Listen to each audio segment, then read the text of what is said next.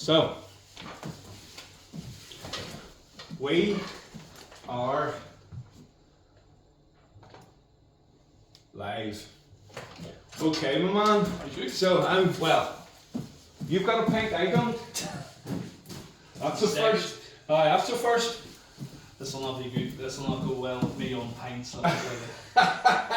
My wife watches this back and sees me drinking pints. She'll have her hands behind or her face behind her hands. I haven't even met the wife yet, and I'm already the bad friend. I'm the bad guy. He gets Gareth drunk. No, look. Thank you for coming on, buddy. No problem. I'm sure you've watched a few of the shows before. There's no script. There's no agenda. There's just two like-minded guys having a pint and a yarn about stuff that we're passionate about, and what's brought us together is our wee businesses. So before we go right back to the start, I am fascinated with how a man wakes up with a fucking Ferris wheel, or should I say a giant panoramic. What size are these fucking things? How does that happen? And then we can go back to the start and have a yarn. Humour me, Gareth. Humour you. So, literally what this podcast is about behind the beer, and the Ferris wheel story is very much a drunken night out. A massively drunken night out. I wasn't expecting that. With one of my best friends, Stephen. Wow. We were doing an event in Belfast. We ended up in the Heart Bar. Myself, my wife, Stephen, and another friend at the time. Ended up in Ollie's, obliterated drunk. Got back to the King's Hall, where we were staying doing the event. Get into the caravans, we were staying on site. And Stephen wrote out this business plan that I still have somewhere, that we should buy a Ferris wheel together, or a giant wheel. Yep. And I just no interest on it. Yeah. Zero interest. Didn't resonate. Too big, at all. too much work, too expensive, Yeah. too everything, not getting into finance. Health and safety issues. All of it just laughed at him, and this laughing at him went on for a good few weeks till a chance encounter with a client who was looking at an ice rink for Christmas. Wow. And they came to me, they wanted an ice rink for their Christmas event, and I said, no guys, you don't want an ice rink. Too many claims, too many solicitors out there, too many other. You want a giant wheel? You want a giant wheel? So we'll take a giant wheel. So back to Stephen, and I still no interest in buying this. Zero. Yeah. I said, Stephen, I've got a guy here wants a wheel. I says, can we hire one? He says, I know there's one not working for Christmas. So he done all the dealings with this man that we're going to hire this wheel. Yes. I'm from the UK. And about a week out from the build, this man pulled out. Stop it. Not giving us the wheel, it's not for hire, lost all my staff, every excuse under the book.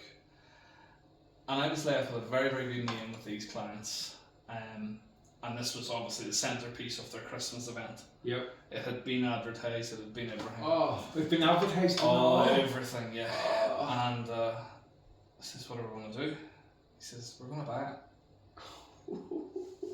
So we went to the bank. No way. The bank flew over, like whenever you're buying one of them. Yeah. Do you want to talk numbers? Not really, no. Christ. You don't seem to make an appointment. Literally, the finance man got on a plane from Scotland. No way. He met us in a hotel outside Dublin Airport. Went through everything, the finance plan, and he says, so what work do you have for this? And we went, well, we've got this contract for Christmas. Yep. And he went, yeah, you wrote that down. And he went, what else? And me and Stephen looked at each other and went, nothing. And this was over 6 figures. And he went, well, boys, you've been starting to make something. This is a finance man. No way. A lot of money. We've got a bit So I went, it'll go here, it'll go there, it'll go to Balmoral Show, it'll go to Bangor. Yeah, it'll go. So he wrote all this down. We had approved for this vast amount of money. Yeah. Huge amount of money. Yeah. And we were left sitting in this hotel in Swords outside Dublin Airport. We looked at each other and went, we've just bought this jam. Yeah. Now, Stephen already had one at the time from his family, a smaller one. Yes. And this was his step out on his own away from the family as such. Yeah.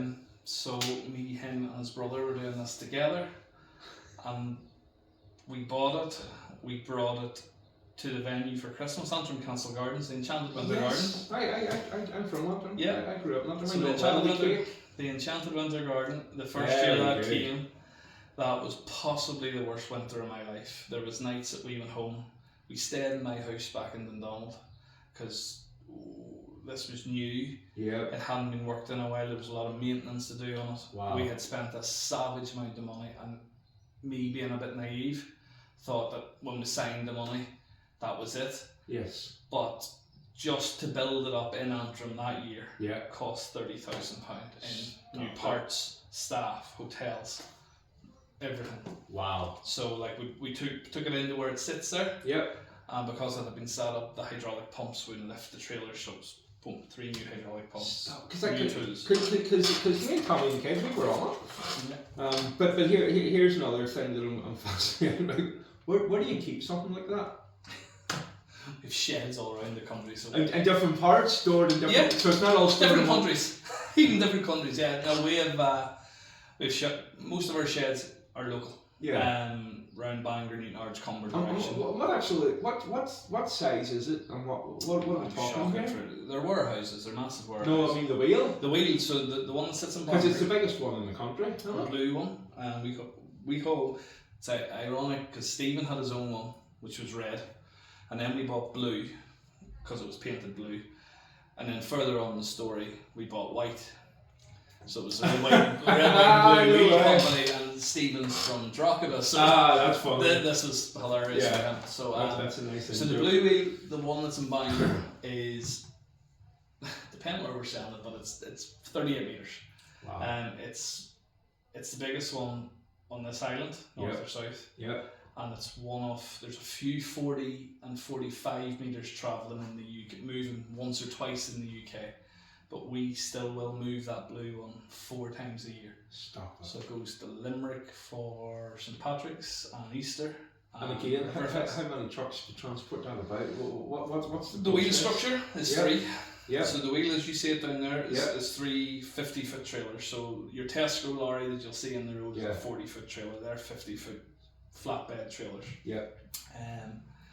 We then have another lorry that takes the gondolas or the cars that you sit in. Our generator mounts on one of our trucks, and then we have mobile accommodation, we have fencing, that's for each. It's crazy. It's crazy. It's a little mini military operation to move them. Yeah. For how many times a year? Blue at the minute is moving Limerick to another venue in Limerick because of restrictions. To Balmoral Show, to Bangor, to a festival in the south, to Boucher Road for a merge, and up and down. These are all rebuilt. Up, down. To our Fundamania event, to Antrim at Christmas. So blue is moving currently 8 times a year. Wow, I am fascinated with it. Like how a man wakes up and owns one of them, and B, where the man acquired all the skills and the bottle to fucking follow through with it. Like, do you know what I mean? You know, me and my business partners are 3 very different people. Yeah. So you say the skills. I bought a toolbox once that I was all proud of for other people to use. That is not my role in the business. Okay. And if they're watching this, they'll be going, "Fucking right, it's not good." Yeah. Between me and my wife, we're the books, the selling, the business, the dealing with councils, the planning,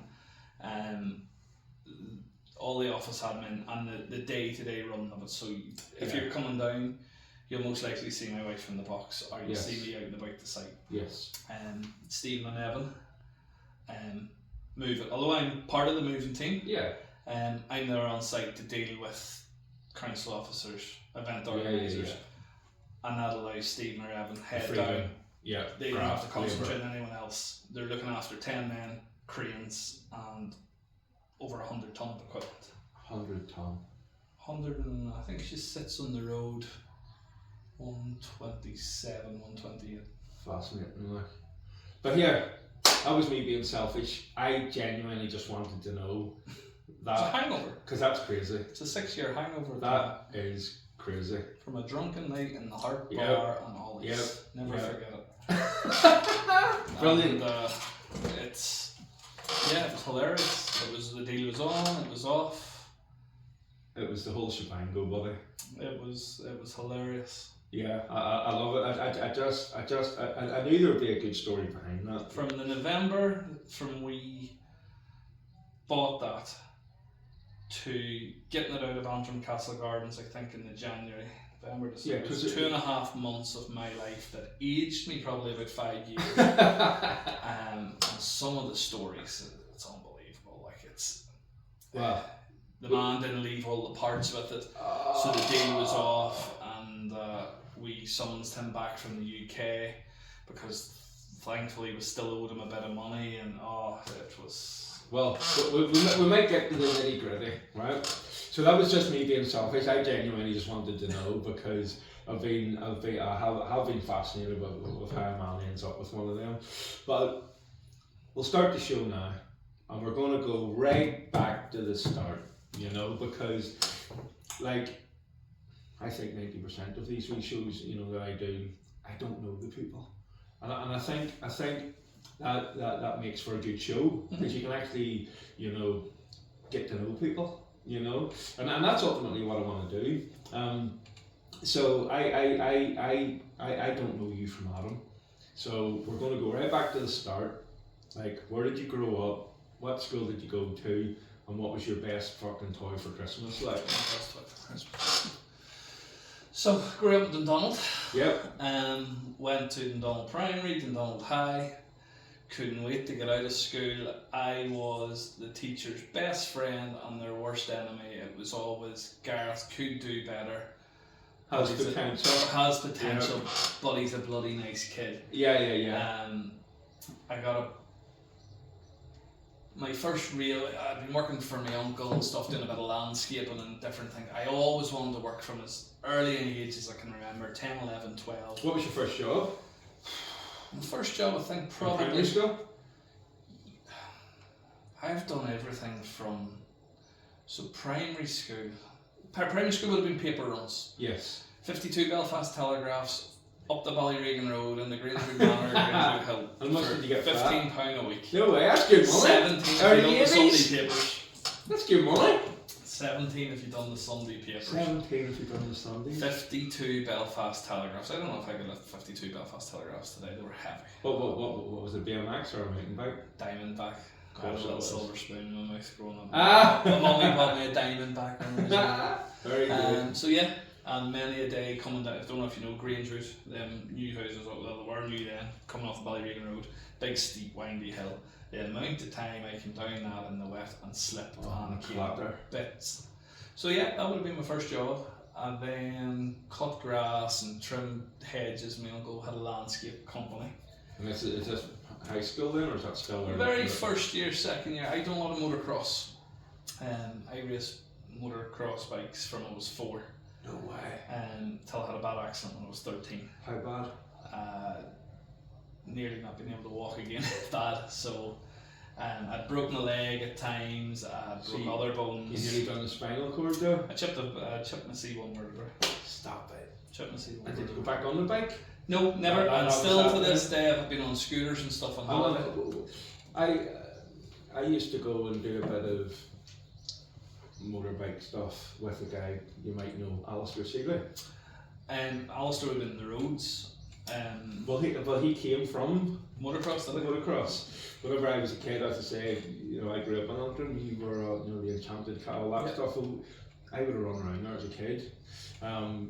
So I didn't know that he probably did know when you think about it that his kind of motorbike career was mapped out for him, like from his dad. Because whenever I was friends with him, he grew up in Carrickfergus, but his dad, mum and dad split up, and his dad went out with a woman in Antrim, so he would have come down to Antrim at the weekends, and then we became friends. And then every now and again, his dad would have took me up to Carrick, to his, Monday to Friday home, and we'd have flew about in the bikes. all weekend. Like, but is it Desert Martin? That's where I had my accident. Is that where you had your accident? That's where I had my accident. Fuck, that's on course. On That's the why. step up, Yeah. jump that I took. Yeah. Hundreds How high were you?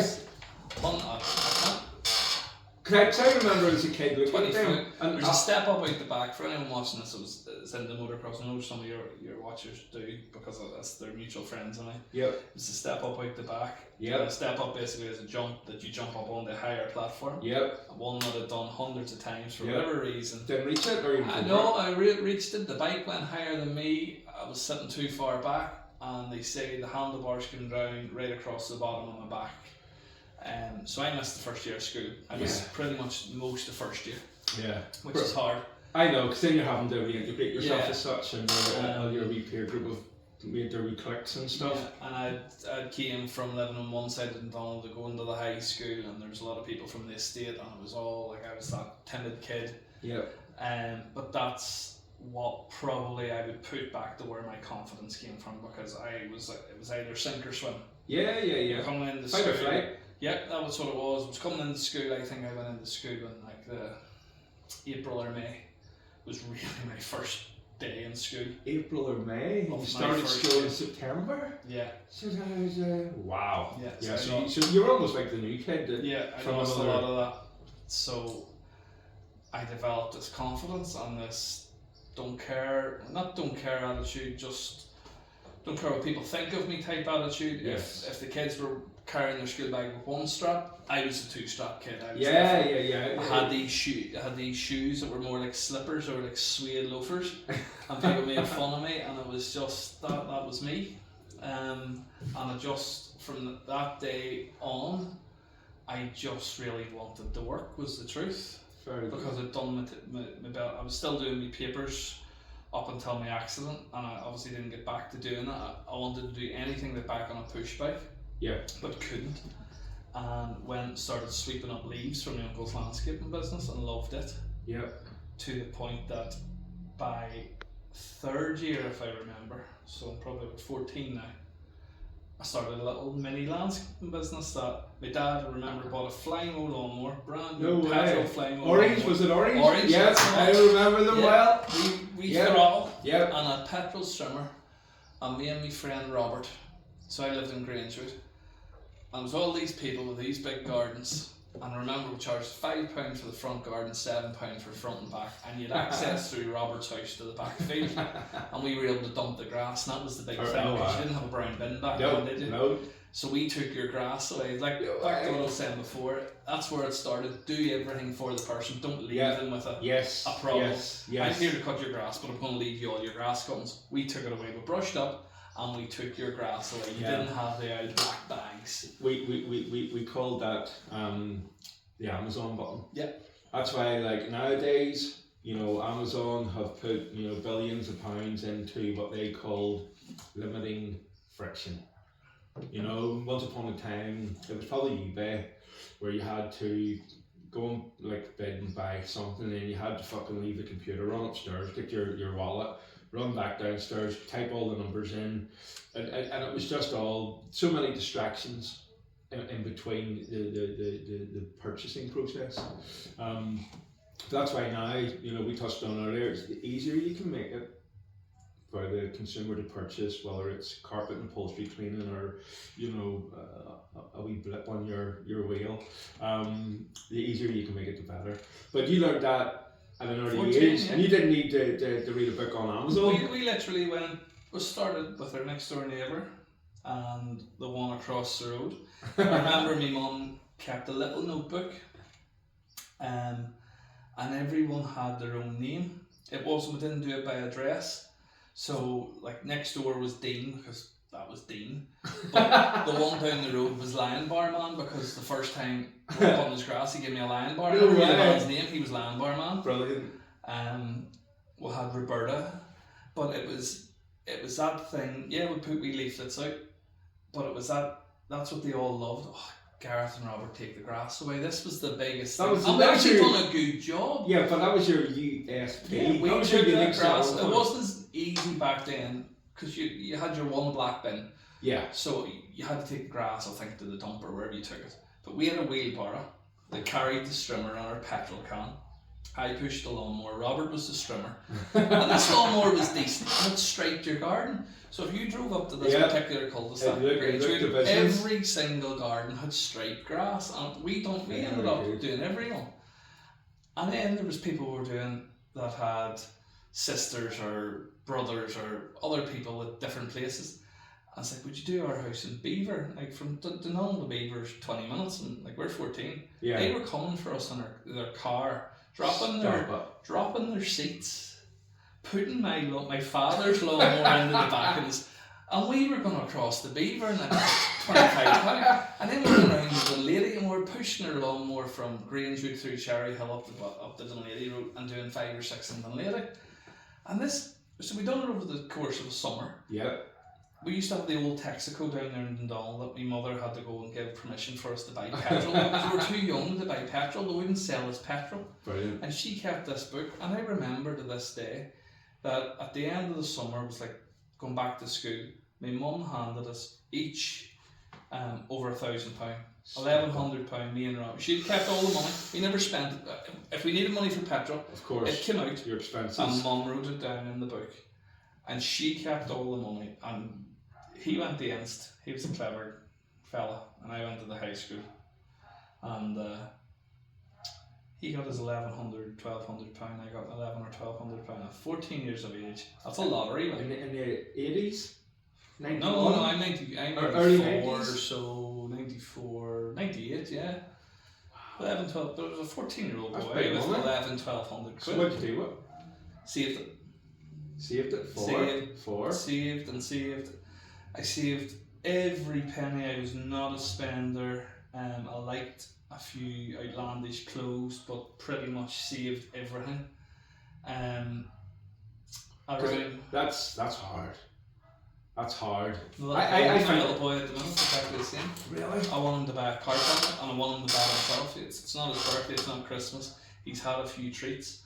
He's getting really into the carts, and he wants one of these proper cart helmets. And I says, go and buy one, Dad. How much is it? And I says, a good cart helmet will be about 150 quid. No, I'm not spending it. I says, it's nicer than using one of the smelly ones up there that everyone's used. No, Dad, I'll just use the smelly one and keep me money. Keep the mullah. And I was exactly the same. I'm the opposite. So some people get a good feeling out of saving money. Well, I get a good feeling out of spending. and what do you think of? That's just your DNA. It just boils down. It's. I still save more than I spend to this day. And that was already built in. From then, you didn't have to learn that. My dad was a civil servant and a youth worker. My mum was pretty much a stay-at-home mum. She brought us up, and then later life she went to work in a wine lodge, Russell Cellars in Dundonald. So Mum and Dad didn't have a load. I remember the talk whenever I was getting good at the motocross. I remember sometimes whenever we were going away for a British Championship meet across in the UK and I needed spare tyres, the tins of ravioli came out, because that's all the shield of the front leg. But you got scrambled egg and tinned ravioli. And my dad was a relatively senior civil servant for the Department of Agriculture, but it was one wage coming into our house. Yeah, fixed income. And his youth work, I believe, was mostly voluntary. My dad took me to school, didn't come home to 5:30 at night, got his tea and was back out at 6:30, 4 nights a week, and then was a FIFA football referee, which is why I resent football, because I was taken to every Irish League match and couldn't understand why they were all calling me daddy a black bastard. That's why I don't like football. I just don't follow it. But it's true. And like whenever we went to Windsor Park, it was actually dangerous back then. Some of the stadiums I was able to sit in the back row of the stadium, but that's how I sort of got.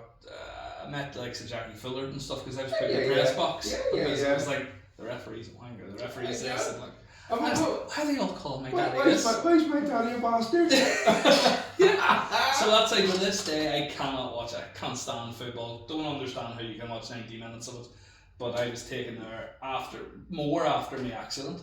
Because with nothing to do, I was dragged to the football every Saturday, and I hated it. That is brilliant, mate. That is brilliant. So it's not that my father or mother came from a business point of view. I don't know. Maybe it was from that first year that my mum took the money off us. Yeah. Not forcefully. No.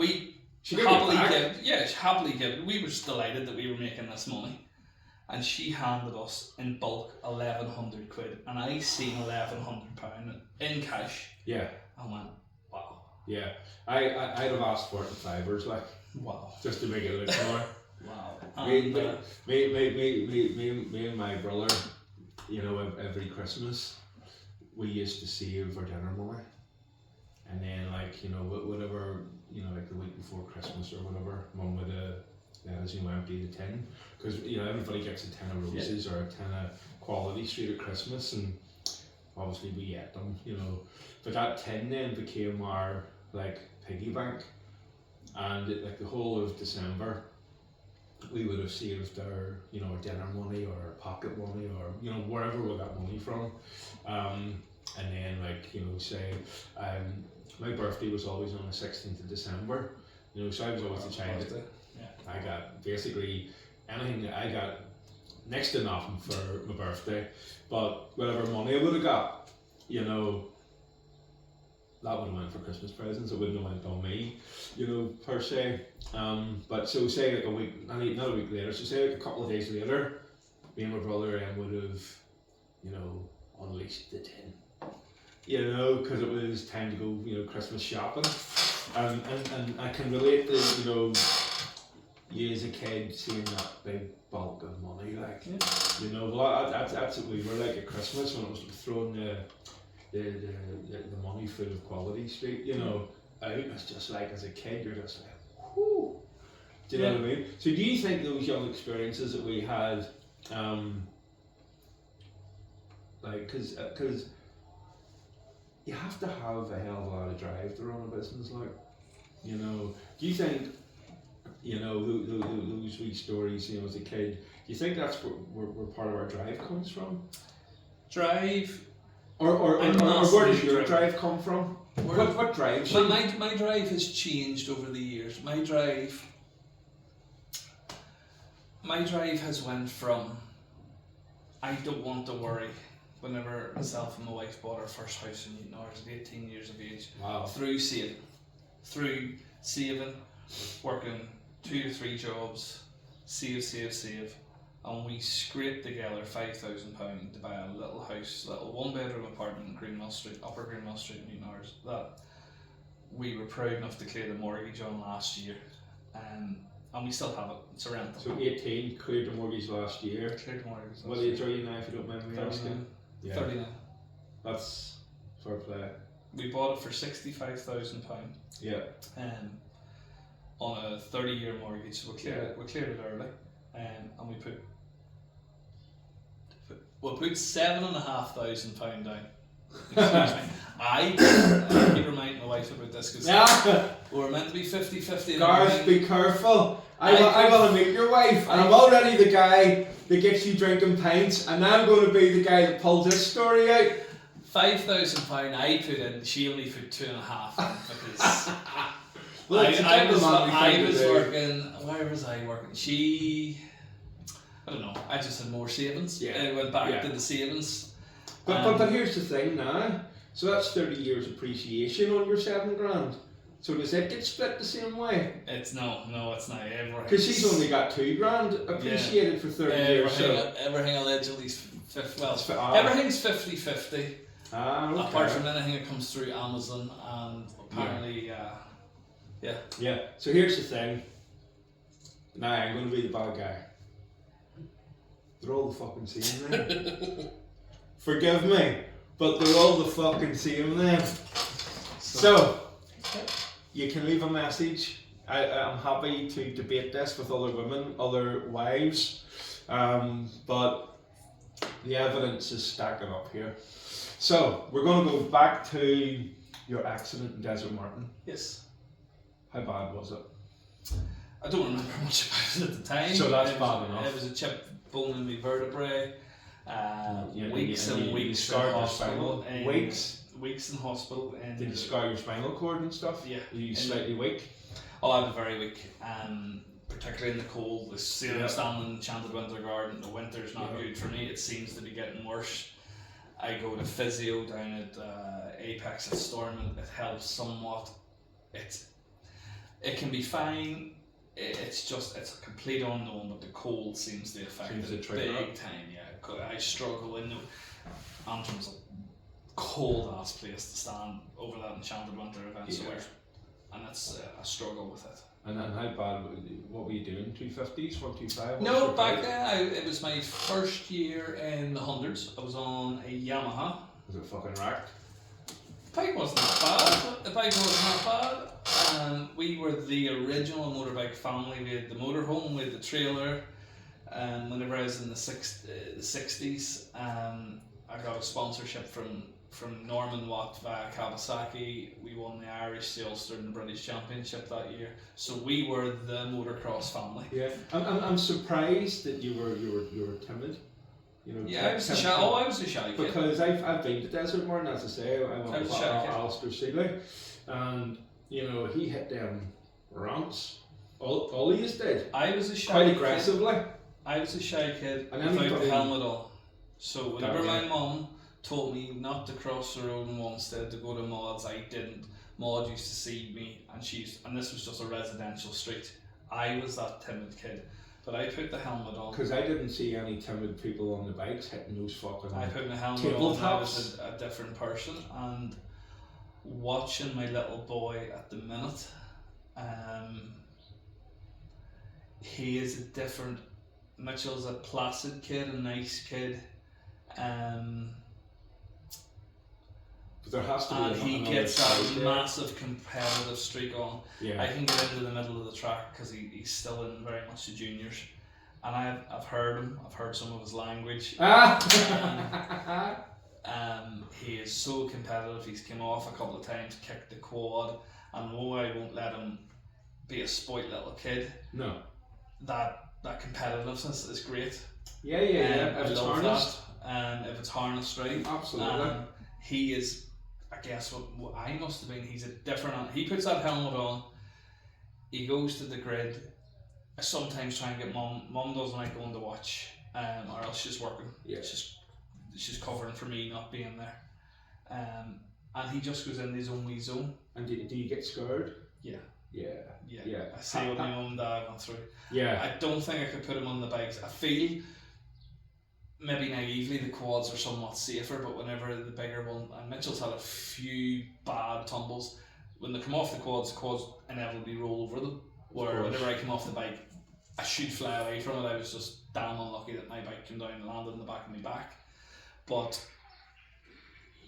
as I said, you don't show that fear to him. No. No. So you just suppress that. No. How do you express that, or does it come out sideways, or did you? I always give him the choice because my own father was very good. He never pushed me. Yes. He loved motorbikes, but he never was the pushy dad. You've got to do better. Yeah, he took me to training courses. He gave me the opportunities to get better and learn, but he never gave me a bollocking for doing something stupid. No. Never. I can't remember a single occasion. Because he probably seen, as you'll probably understand, it's frightening. And as identified now as a father, when you see that the child has a passion for something, you know, you don't have to push. You know, and that's it's like, you know, I you know, like for example with Maisie at the minute, we've tried different things with her, and we were kind of pushing her in the sense that we wanted her to have something outside school. Yeah. And it was just getting to the stage where it was like, you know, how do you do this without being a pushy parent? You know? Yeah, that's a fine line. It's a very fine line. So was there maybe a bit of pushing for me somewhere down the line? Like, how did we bought this we bought a quad. Oh yeah. When he was, I think it was his 4th birthday or his 5th birthday. And that was even before you got passion for it. Yeah, so we've pushed something into him. Yes. Of course, but thankfully he run with it. Yeah. You know, we were coming from a point of view. It was like, right now, you know, the kids, we live in a wee cul-de-sac, and the kids play out there from the wage with the other kids in the cul-de-sac. And if you ever grow up, you'll probably remember this, the Wonder Years. No, we're watching the Wonder Years. You're probably out there in your paper room. I was sitting in the house with a big bottle of Maine. You know the I remember Maine. Yeah. I was sitting in the house with a big bottle of Maine. Sarsaparilla. Never liked that. Portello, do you remember? The Portello, I didn't mind the Portello. I always got that. And the Wonder Years, just as I reflect back, I know now that like this generation's kind of lost per se. It's all computer games and mobile phones and internet, and I, you know, big issue. But our wee street, the cul-de-sac, all the kids, it was beautiful to see. They all just played innocently, right? And then a couple of other kids used to come up into the street. Now this was after years and years and years, like, and you know, just like the bad apple in the barrel. Like, from watching all these kids out playing in the street innocently, it was fucking brilliant, you know. All of a sudden, when these new kids come into the house every day, tears, crying, having to explain different things to them that we shouldn't be having to explain to them, because kids are talking about different topics that they shouldn't be at that age, we believed, and it was like, do you know what, Tommy, like, that wee year is over. The innocence is gone now. You know, we need to either just let them get taken away into that bad apple barrel kind of. It's a fine line. It's horrible. Or we get them hobbies now and take them away. Well, they're not even think about it. So we were getting them their hobbies. And just because we've wished nice hobbies upon them doesn't mean that they wanted to do the hobbies. So we were going through the stage of, you know, we want you to have the hobbies because it's taking you away from the bad apples in the barrel, because we don't want you being exposed to language like that or concepts that they were talking about. So we were well in it, and then they didn't like the hobbies. Like, well, you're not going back there, so you better like it or get to like it, is the fine line. But I always believe, I truly believe, that you know, it's like your business. You've excelled in it because there's a love there for it. You know, as opposed to, you know, imagine it was the ice rink at Christmas and everybody putting the health and safety claims in every week. You wouldn't have got as far as you've got now with, you know, what G-Force Amusements. So I truly believe that the children, there's no point to us arguing with them. See, if we don't like it, fine, we'll find something else. Yeah. Because they're never ever going to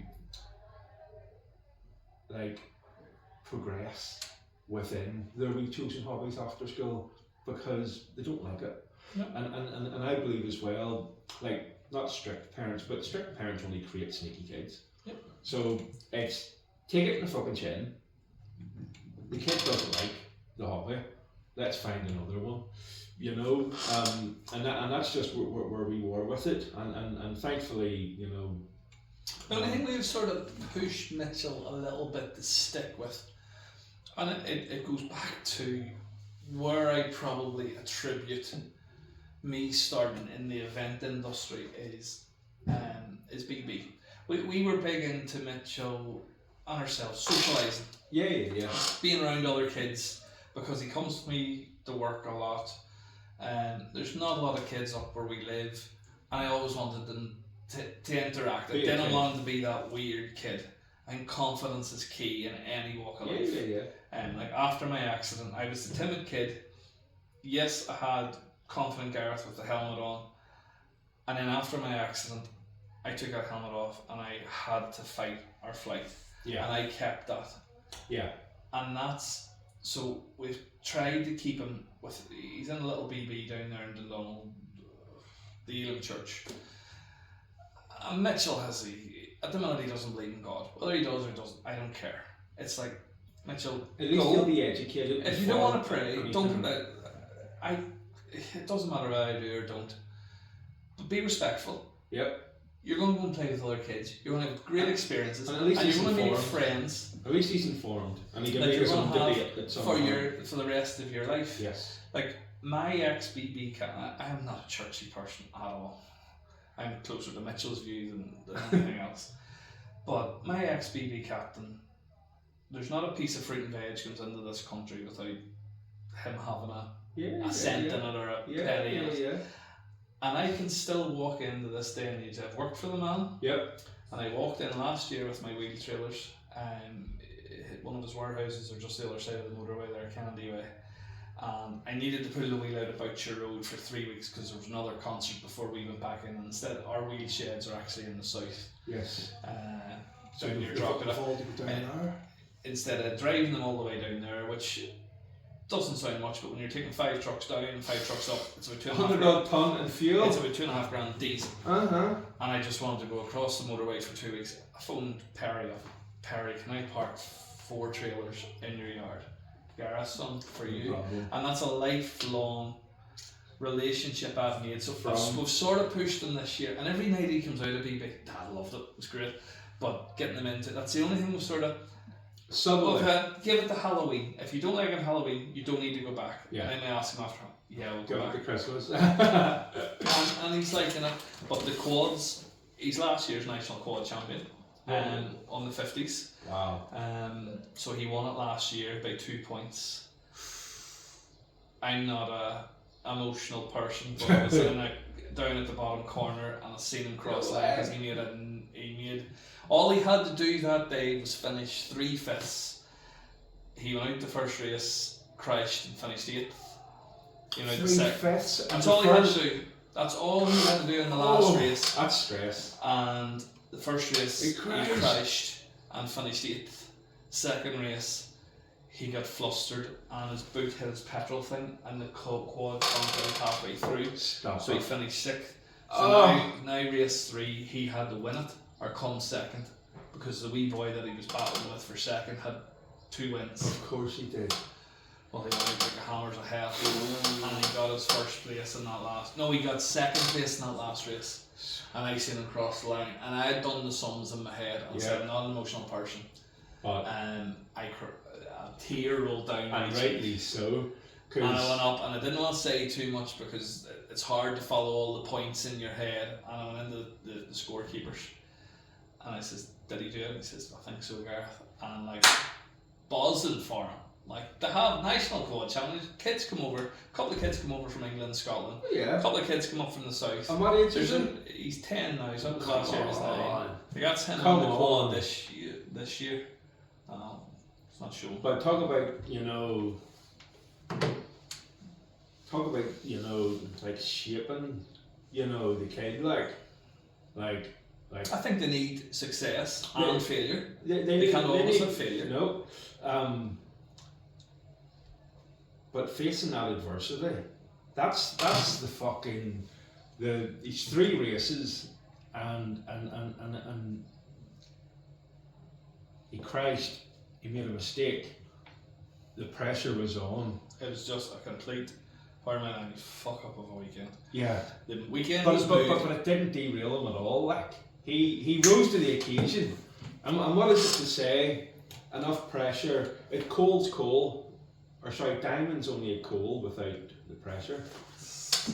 He came off and I remember getting up to him, I slapped him on the helmet and he went, Dad, did I make it? And I went, I think so, Mitchell, but let's just see. And then was there, when did he know? When did he get to know? So they do a wee prize given after each race for the results on the day. So I think on the day he actually finished 4th or 5th overall. Yeah. Because he had to get points for that. Yeah, it all goes on. And then when did the the award? Did he hear through the post or a phone? No, we worked once he was awarded the 5th that day. We seen his overall points and we were able to add it to the last one. So we knew at the end of that day, and then they have a dinner dance in January, and he gets to go all suited and booted and goes up onto the big stage and he got his trophy, and then he gets a perpetual shield that he has to hand back at the end of the year. And is he buzzing? Buzzing. That's incredible. Like, Buzzing. So I'm delighted for him. I experienced some of that, and for him to experience it, it's awesome. He loves the quad. He loves it. Like he sports day there the other week in school, and he was dreading it because he's like me. He's the worst runner in the world, and he's not good in the sack race. To have sports day today, I'm probably going to come last. I mean, who cares if you come last? I says the kid that comes first. I says, do you think you can throw his leg over a quad and take the batter? I says, he's good at running. You're good at that. But everyone has their qualities. The wee parable. Don't judge a fish by its ability to climb a tree. Do you know what I mean? But he's the quad kid, like 100%. He's the quad kid. Yeah. So I'm going to get another pint. You're going to get another pint. I can already see your wife's ears burning. But then we're going to go into when Gareth leaves school. So we've done the primary school, we've done the high school, and we've went off on some really nice tangents. Yeah. But then we're going to go. Because I didn't think I was going down some of them routes. Like. I know, mate. I know. That's why these things are they're not what you expect, if you know what I mean.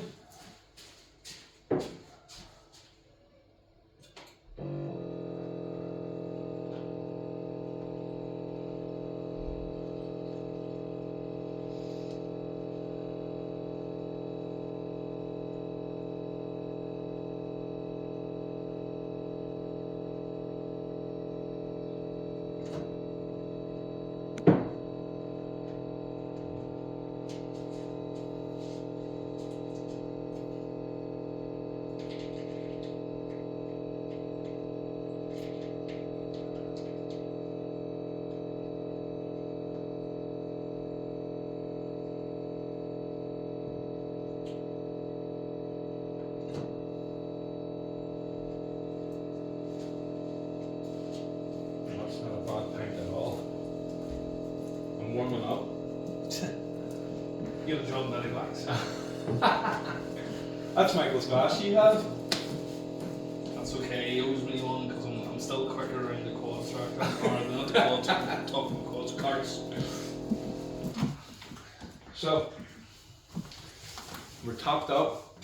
Cheers, Gareth. Thanks again, buddy. Jesus, third pint. I know. Car crush. Huh? I never make a rabbit tonight, so. Well, it's still early. I know a few taxi drivers will get us there in no time. So, it's probably actually a good chapter to bounce into, because I know whenever I left school, the second I got a few quid was the second that I ended up going to pubs and clubs. Now, I'm not saying everybody lived that life. So what did Gareth? So what did I do? I had the garden business, and I got into bar work. My auntie worked in a bar in East Belfast, the East Ender, on the Woodstock Road. Is it still called East Ender or not? It's not there anymore. It's owned by the Russells. And I went in when I was 13, my 13th birthday. Good black. Into a bar, and says, "Can I have a job, please?" And the manageress laughed at me. She says, "Oh, that's cute, so you come back next year." Right. On my birthday, the 4th of September, I walked in. Barbara, you told me to come back next year. Here I am. And she couldn't refuse me. I started the next week. I was a glass collector later, and that was my first taste of bar work. First proper real job, $2.30 an hour. Nice. £2.30 an hour. It's good money. Right? It's good money. And I had like 2 shifts a week at the start. How many hours? 6 to close, so 6 to half 11. Whenever bars actually stayed open to half 11, and they got me a staff taxi home. Brilliant. Loved it. Met people, worked out really quickly who to look after to get the tips. That's what I was going to ask. You used to get a group of guys in on a Saturday. They done a kitty, and you made sure their glasses never went down. Because see at the end, you got what was dressed. That's what I was going to ask you. What was your biggest tip? What was your biggest tip? Oh, I got a massive tip. No way. No, I got a massive tip one time in the Hilton. Stop it. Got a massive tip in the What are Hilton. we talking here? Oh, that's really personal. I got 250 quid because I looked after the residence bar, the club room, club lounge up on the 11th floor in the Hilton. Now I was 17, this is a few years later, I was 17, and before I met my wife. Yep. This family were in from the States with their daughter, who was also 16 or 17. Same age as me anyway. And one of them was originally from Dundonald, Ardcarn. Wow. And they were over and they wanted to see things. And I was like, I'm so proud of Belfast, so proud of this country. I love showing it off to tourists. I know we have our problems, but it's a class country. Really I think so. So I ended up taking them to the Giant's Causeway. Well, they drove, obviously. Yeah. Giant's Causeway, up the Shankill, down the falls. Very I was good. always interested in all that. Yep. And quite often I would have stayed in the hotel because I was working late shift night shift. This family stayed in the hotel for a week, and I might have had a kiss and a cuddle with their daughter. Allegedly. So a £250 tip and a snuggle with the daughters. Doesn't get much better than that. No, She's from I love that. California. From LA. Perfect. Yeah, you need to be careful now, mate. Oh, Because social media now, so you're getting a friend request going in here. oh dear. But no, is that the one in Temple Patrick? No, Belfast. Oh, the Belfast one? Belfast, yeah. I The worked in Belfast Temple one? Patrick a couple of times. I was sent up there for a couple of functions. But, Yeah. Was it even there? The Belfast one was first, or was that first? I think the Temple Patrick one was first, Was but it it actually the wasn't first Hilton, it was something else, and then Hilton bought it over. Yeah, that would make sense. That was my way of appeasing my father. You're not leaving school, or you're not leaving school. He wanted me to go to lower sixth. My dad was still serving. Yeah. I had the degree. He wanted you to go down that route. He wanted me to go down. That's when things started to go wrong with me and my father. He wanted me to go, you're not leaving school unless you get a full-time job. So there was this management course, guide to hotel management. So I signed up to it. So you done like a month or 2 months in housekeeping, which I hated. Anyone that does that job, fair play, hard job. Bar work, which I had already been doing in the East End there. Front of house, everything else. So you done every department. Yeah. Hotel work wasn't the same as working in a local bar. It just wasn't for me. No. It didn't click with me. Yeah. So I left there and went back to the Old Moat Inn in Dundonald. Yeah. Which was a super bar. When bars were properly bars, you went, you got your food, every table bunged to 9:30, and then you danced to 1 o'clock. Yeah. No, I do. I love that vibe. But here's an interesting kind of question that I always like to ask, because I'm always like, we're entrepreneurs, born or made, and it's just kind of like how things unfolded for me. I see nothing wrong, right? I should maybe say I don't fit in to the 9 to 5. Okay. I just don't. So I always knew that it was only for beer coupons for me. I'd grown up, left school and nothing, got a job, lovely job like. But it was only so I could go out to again. I knew when I got to a certain age, it was like, this ain't for me, like, right? But I thought everybody was like that. And then I started to try and make the transition into, whatever wee entrepreneurial, idea I had. And then my parents were against it. And it never ever made sense. I was like, what do you mean? This is fucking easy street, like, And back then, my first wee crack at being a wee kind of self-employed entrepreneur was a mobile car valeting service. And whenever I looked around, I seen fucking car washes everywhere. So I knew car washes were money makers, like. And then me kind of thinking, right, well, I'll do it better. I'll take the car wash to them, make it more convenient. You know, so that's all kind of made perfect sense to me. Look, I was like, oh, so all I have to do is bring the car wash to them, and you know, people have like window cleaning runs. What a car wash run, right? You know, 20 odd years ago now, but trying to explain that to my parents was argument after argument after argument after argument. And this is why I always ask, it's like, you know, was I in the wrong for arguing back, or were they right? You know? We talked about fixed income earlier. Yeah. My dad, that's all my dad knew. I think he had an okay fixed income. But it just wasn't for me. Yeah. It goes back to what I was talking about, the BB. One of the first concerts in Stormont was Elton John. It was whenever Mo Molan was Secretary of State. Yes. The BB I was in had a burger tent. And they got allowed to put a burger tent in Stormont for the Elton John concert. Ooh. Right?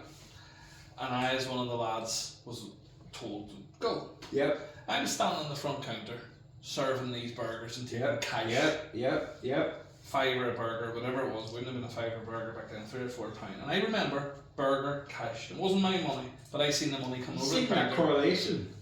The big stage, the big fancy stage, All the people. all the storming, 10 or 12,000 people, I think that was. Yeah. And I went, oh, I love events. Events, this is me. Yep. Goes back to, I kind of want Mitchell to keep the BB thing, because that's where, in my head, G-Force, my event work, my entertainment work, it goes back to that night. Well, it's what I was sharing with you before we even got on this. Your net worth is in correlation to your network. Totally. And just what you touched on there with your BB connections, how that's manifested in your adult life, and it is the way it is. I have a list of people on my phone from all walks of life to help me in a multitude of different ways. Yep. That I don't feel embarrassed to pick up the phone to, and like I hadn't spoke to Perry last year in maybe 6 months. Yeah. I bumped into him at Balmoral show. Can I park 5 massive trailers in your yard? No problem. No problem. Because not a problem. Because he understands it, he gets it, and it's no problem.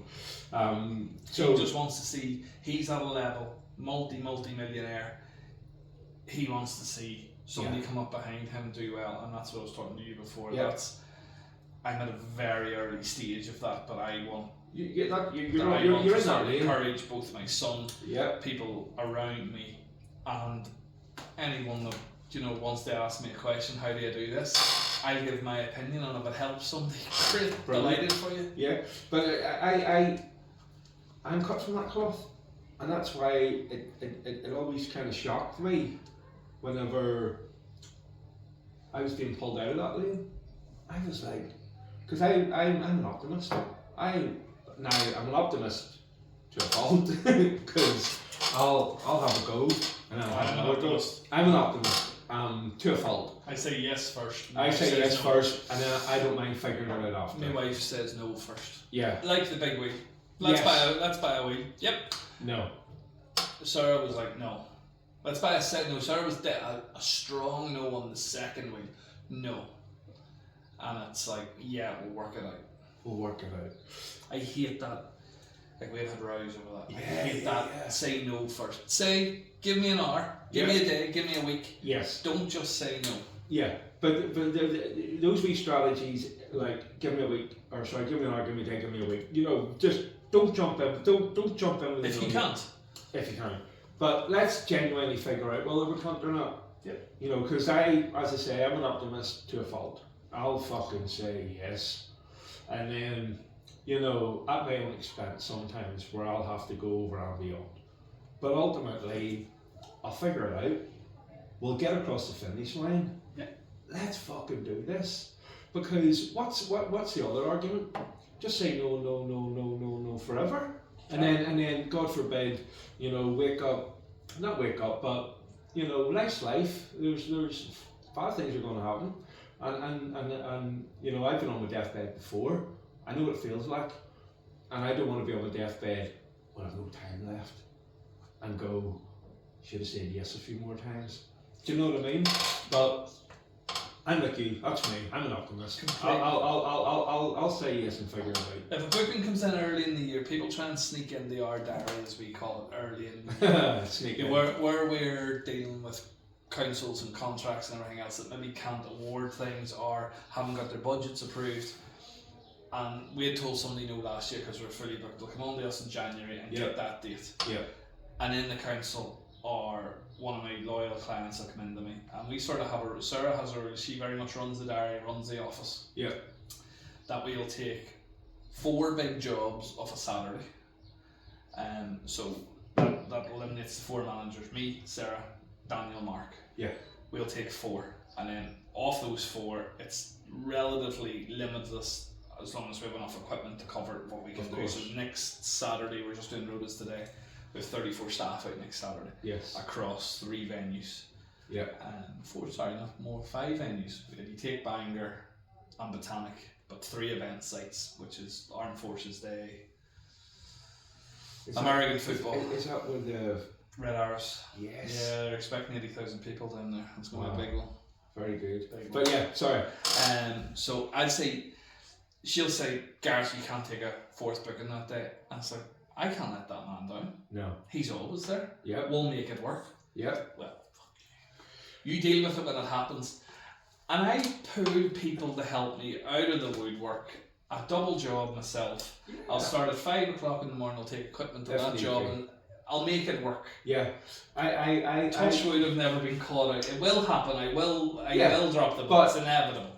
I don't like confrontation and I don't like arguing. Always hate confrontation. Yeah.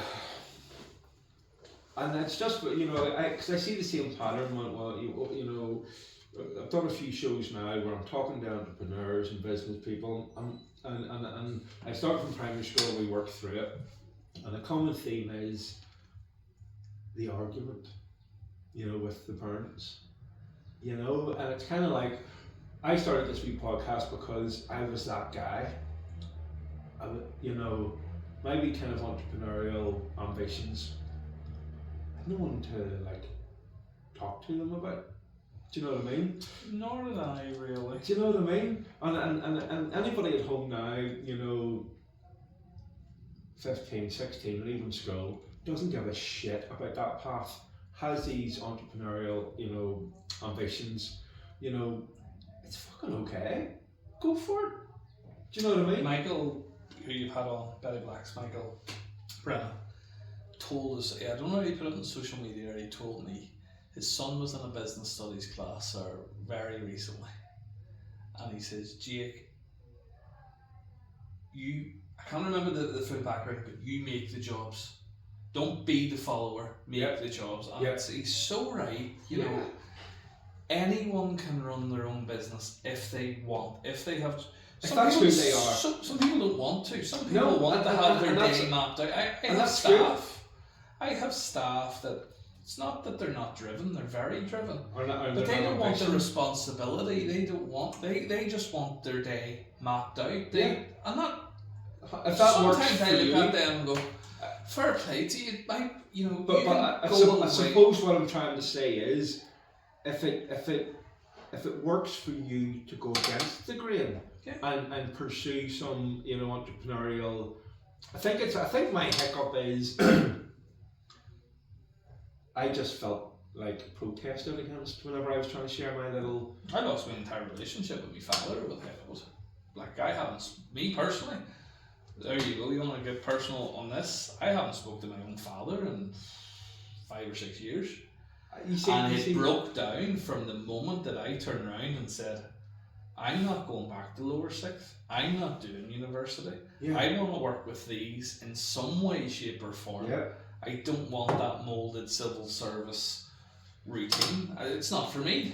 And I might fall on my arse and have to sign on, but at least you're being true to yourself. And I think that's what I'm trying to touch on.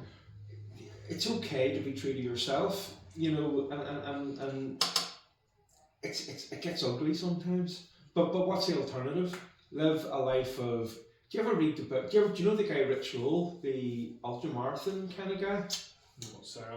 Oh man, and he didn't coin the quote, but he made it popular, and it's basically he lived that life to appease the parents, and he became an I alcoholic. don't think you should appease anybody. Yeah. Be yourself. He became a fucking alcoholic to the max, right? Now, functional alcoholic, but alcoholic.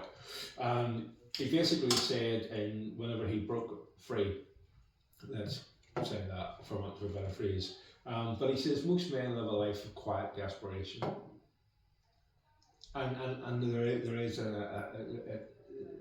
there's a truth to that, like, because I kind of felt like it was so normal for me to look around and go, all these wee car washes are making a fortune, like you did with the burger cash. You know, people see things differently, and I just felt that whenever I come home and I was like, I'm gonna buy a fucking van, I'm gonna go around and buy a sweet power washer thing, I'm gonna buy a generator. That makes me independent. I can turn up, I'm going to clean the cars, I'll figure out the price point, but I'm going to do a good job. And I am shocked at, you know, you know, I love my parents obviously, but all I wanted was them to say, fucking, I see you've thought about it, you know, go for it. But I didn't get that. And that's always shocked me, because I know people that just want their father to turn around and say well done. Has Yeah. my father ever turned around and said well done to me? No, but that again has adopted from my attitude from when after my accident. Do I care? Not really, because I'm proud of me. yeah. I answer to one person, that's Yeah. my wife. Ah! No, listen, all joking aside, if it's right with us, we're a tight-knit team, the three of us. Yeah. And that's what it is. That's where it sits. Yeah. I think too many people go into business and have this thing in their head, I'm working for me. Yeah. I'm not. So see, today we're running Banter, we're running Botanic. We've done a job at Icefield Boys School for a local football team. So today I've had 4 or 5 bosses. You're never working for yourself. It's like whenever you're cleaning carpets, you're working for yourself. But whoever's carpet that is, should it be a Persian rug or a £30 one out of DFS or wherever it comes from, Yep. they're your boss for that day. Yeah. If I was working for me, do you know who would get the money, Gareth? Me. Yeah. I don't get the fucking money. I have a different boss every day. Should it be a Yep. council officer, a counsellor, an event organiser? Oh yeah. And too many people go, I'm going to work for myself. I'm going to be the boss. No, You're it doesn't not- work. you're Like, not I watched a motivational YouTube video, and it was Arnold Schwarzenegger giving I've watched this. the one where he said that there's no such thing as a self-made man. Yeah, I watched that. I'm just watching a documentary. It's super. I actually want my little boy to watch it. Yeah. It's class. There's no such thing as a self-made man. No. You know, you could tell many stories about, you know, getting pulled out of holes. I could tell you many stories about having to reach out, and, you know, I suppose that's another kind of quality of this wee show. Like, it's okay to ask for fucking a hand, like.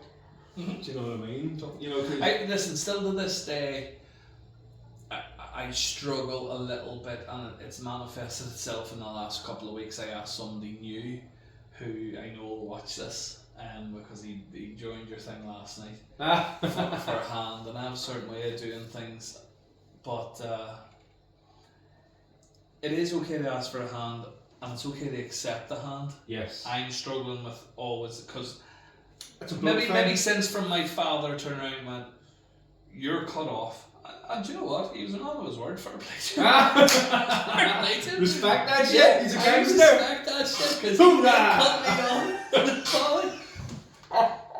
Yeah, can't wait for the reading of that, Will, because That just makes you work harder.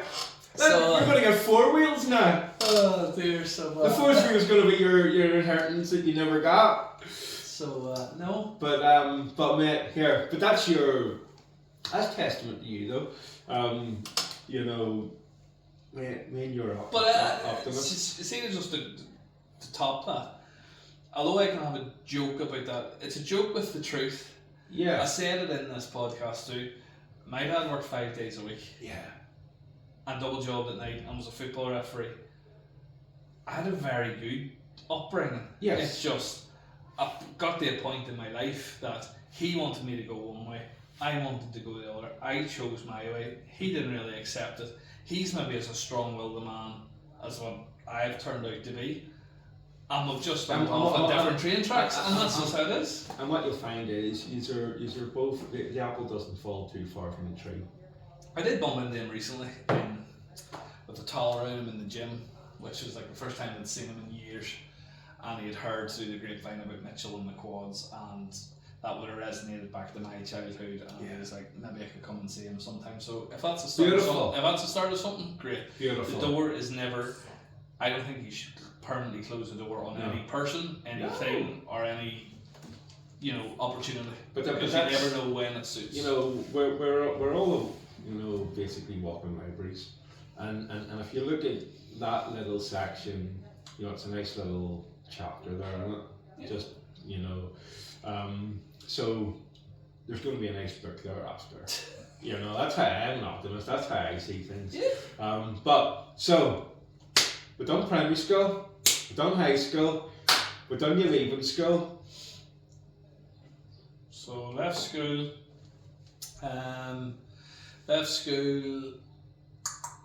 left the Hilton at about the same time as I left. So the deal was that I didn't have to go to school if I got into the Hilton, and I went to Ibiza that summer, and that's probably the summer that, like what you did, rebel and everything else. Well, I went. I went to Corfu. I went to Ibiza that You went summer. to Ibiza? I went to Ibiza that summer, and I partied with Michael Kaiser's wife. Kaiser, I'm gonna get the fucking intel scoop here. And her sister, and brilliant, and a load of other friends, actually from Banter, and we partied for 2 weeks in Ibiza. Came back, made very good friends with each other. We partied then. Nice. I was out partying with them, and I phoned the Hilton. The only job I've ever left and not turned into, and that's the bit I'm not overly proud of. I phoned them. I was just partying that much. I went, not coming in, not coming back. I'm done. I didn't like the Hilton. Left it.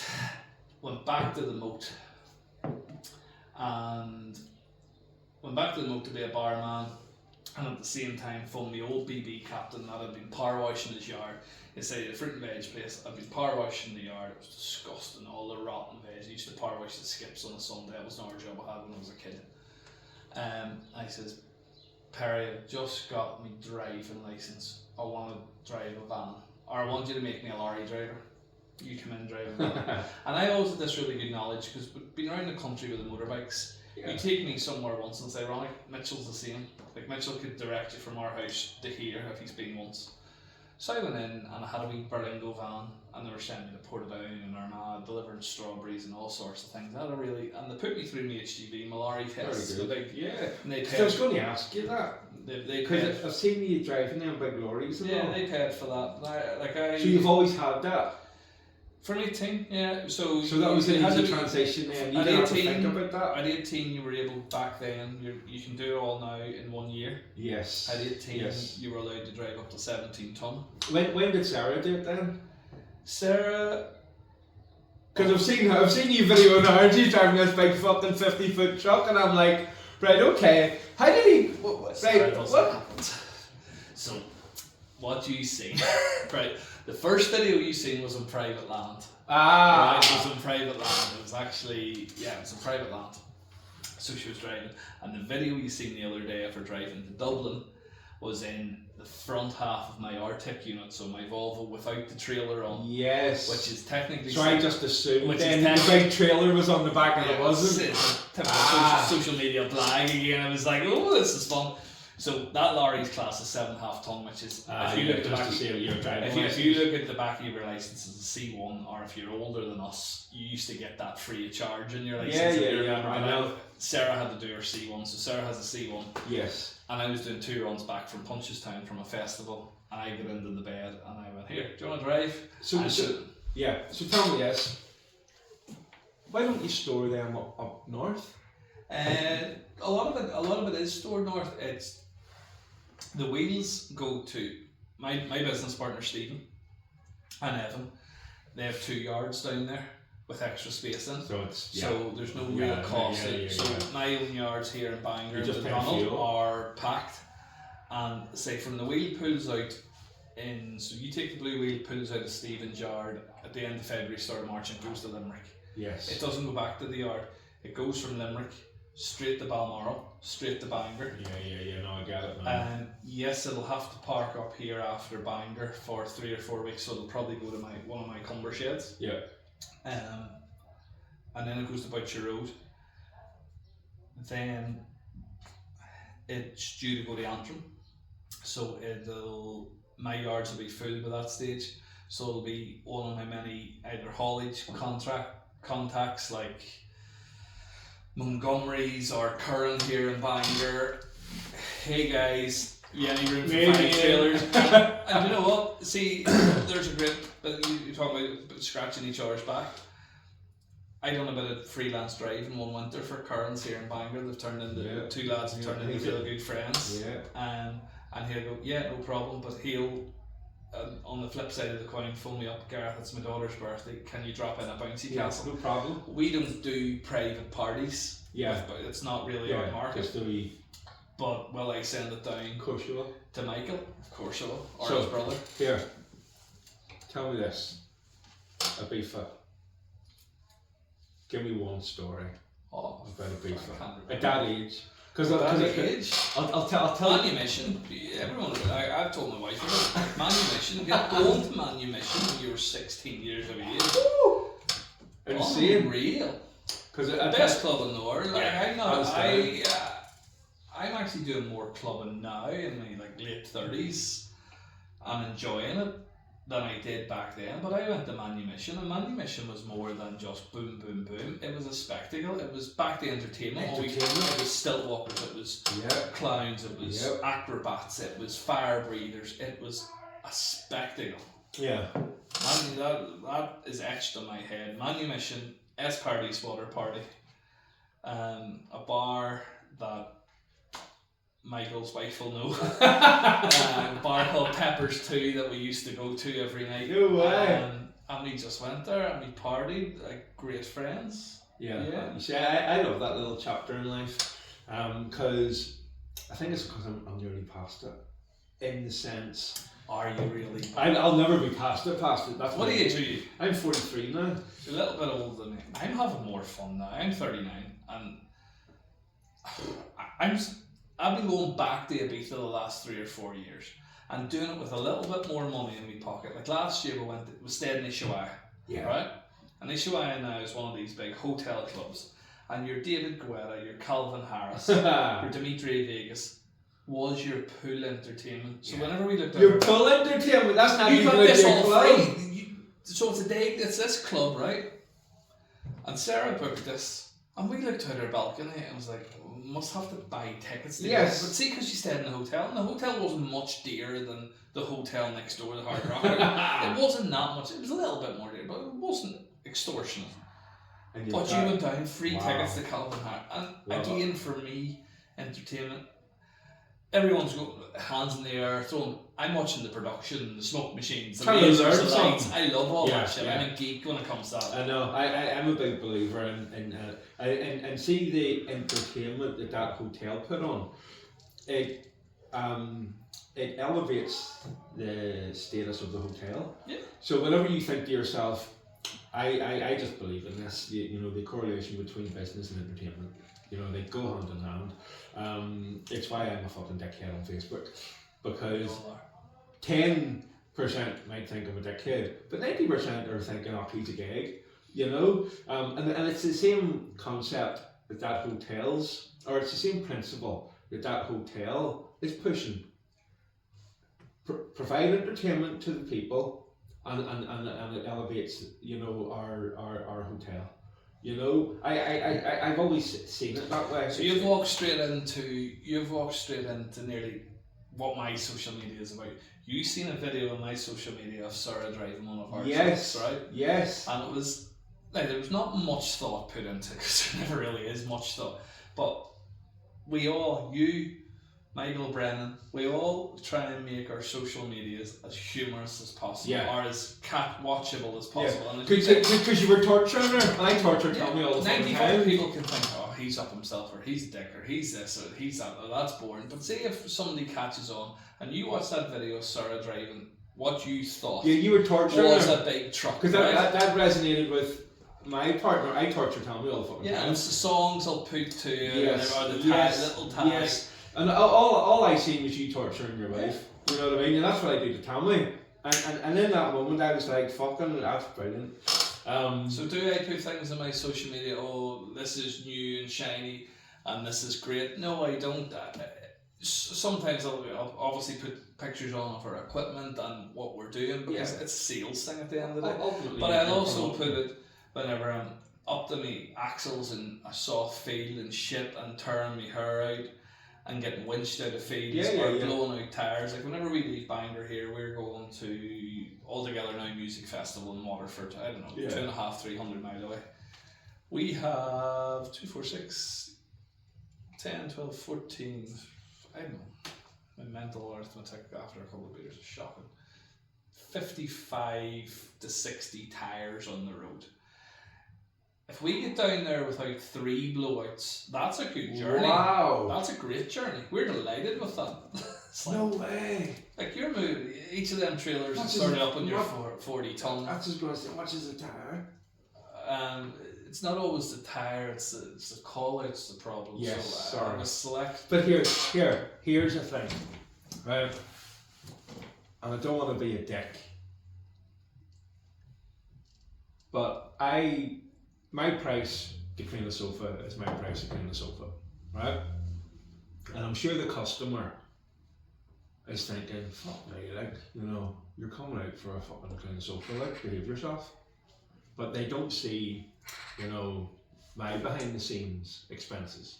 You know, I have expenses like everybody else. You know, do people ever say, oh fuck, I'm not paying that to go on your big massive fucking gigantic fucking panoramic fucking wheel? All the time. I would say, so I haven't been in the wheel box today. That was an hour job. Sarah's been there all day, but I would doubt very much if at least 3 or 4 people haven't either turned their nose up, give a bit of attitude, which is unfair because she's only down there doing her job, or anybody's only down there doing their job. It's very unfair. So, and this is why I'm saying I'm not being a dick, right? But it's a couple of quid to go on this big Ferris wheel. So down in Bangor this year, the price went up from $4.50 to £5 this year, right?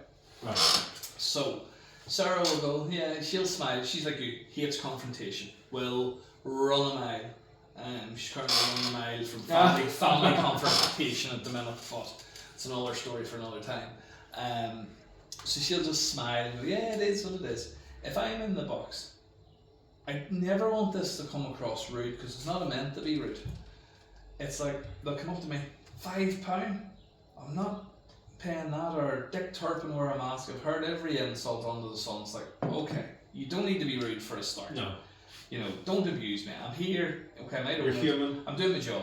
Yeah, you're so human. what I turn around and go, what would you like to pay? And sometimes that stumps them so much that they'll throw the £5 at me and walk off. But the odd one will engage in a bit of conversation.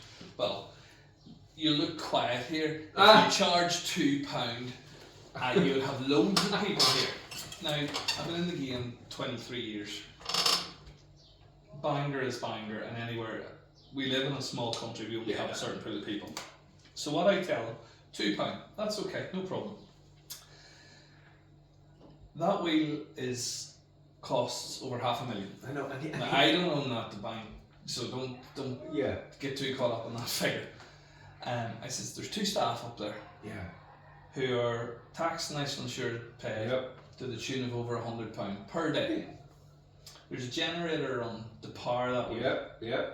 To the tune of in excess of £100. Yeah.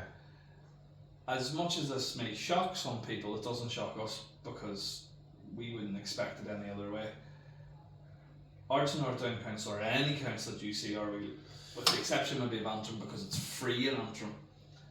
But down there, we pay the council a rent. Yeah. So there's a rent fee. Yeah. There's also costs for the course of the year. There's wear and tear, there's insurance, there's fencing, there's overnight security, and there's power for it. So there's a huge cost. So I'll turn and go, pay your £2. No problem, pay it. And I have done. I don't do it to everyone, so whenever everyone sees this, don't come down and throw me £2 because it'll not happen. But the odd time I've done, yeah, give me the £2, and they'll go up on the wheel and they'll get their 3 spins around, which takes somewhere between 8 and 10 minutes, depending on how many people are on, how many stops. And I have had people many a time come back down and go, do you know what? That was worth it, and they'll give me the £5 or they'll do this, and they'll just realise that truthfully they were a bit of a dick. Yeah. But and this is why I don't want anybody falling out with me, and that's why I said, you know, maybe I'm being a dick for a second, but I guarantee you, I kind of put you on the spot there, and you round off 10 expenses, just for that to be there, for the privilege, you know, of people, you know, in our wee town. But you didn't even mention the blowouts.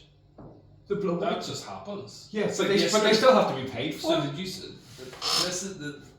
So how many other expenses? This is recorded on Saturday. Yesterday, if you were in Bangor, there was a torrential shower rain. Yeah. So you're down one. Well, just, right it is. Yesterday, 2 days ago, we just closed. We opened at 12 and closed at 2:30. The 4 staff on site still get a full day's wage because I wouldn't have it any other way. No. But yesterday's shower took out a credit card machine on the little hammer. Yep. At the minute, I don't have a slush machine working because I reckon the rain has got into that. Yep. So that was 2 bits of damage yesterday, and the blow.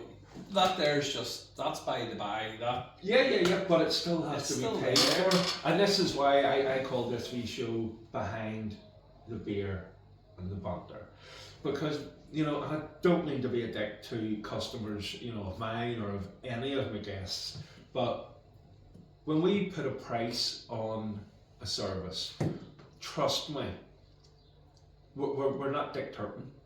We are not dick turping. We're trying to pay for our, you know, our expenses and have a few quid left over for our family and ourselves, you know, and that's what, if anything, that I want to get across, because, like, I'm sensitive as fuck.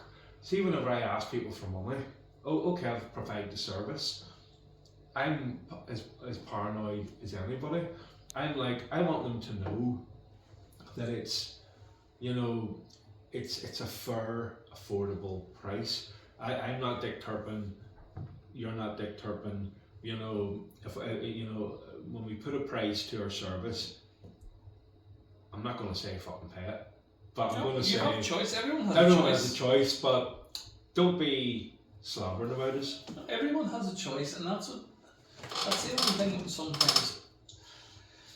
So at the minute, as we sit here on whatever date in June this is, there will be more stuff added to Bangor as the summer season continues. Whenever you come into some of our fuller fairs, and you know, there's a roller coaster arriving here on Tuesday, and then there's a thrill ride arriving next week, and the kids' rides will return for the summer.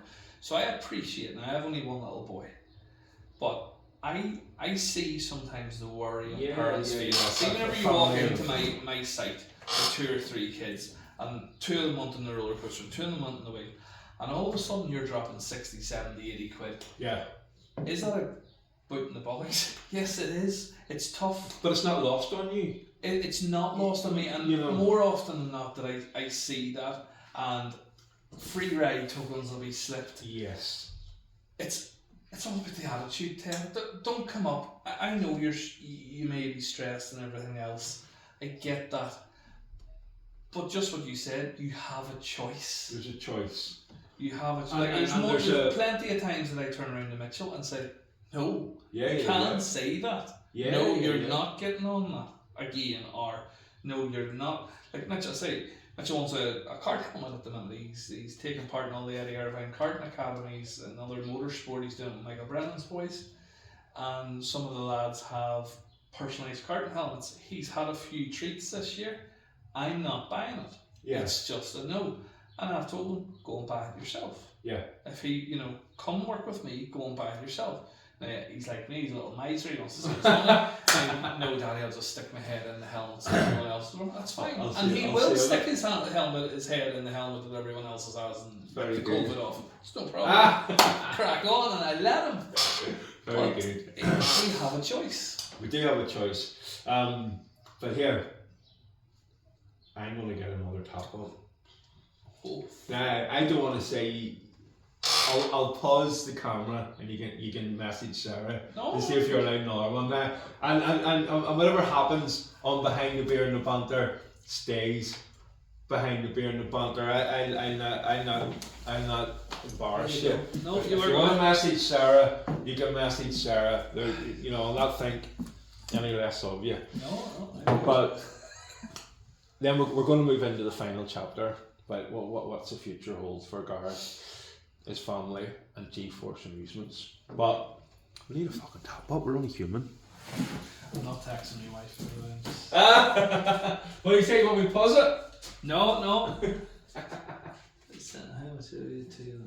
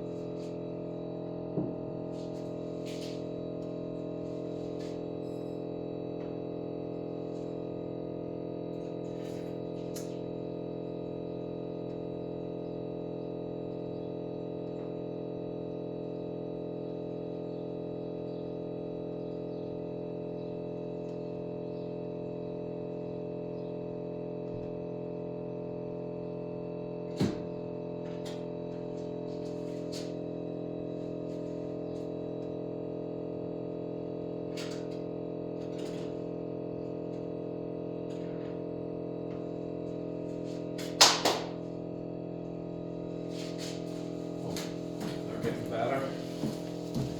They're settled. I don't think I've drunk as much beer in this in years. I've one pint of Corona or Tiger. So what's your poison then? Vodka? Gin, red wine. Oh man, red wine, okay. Gin, red wine.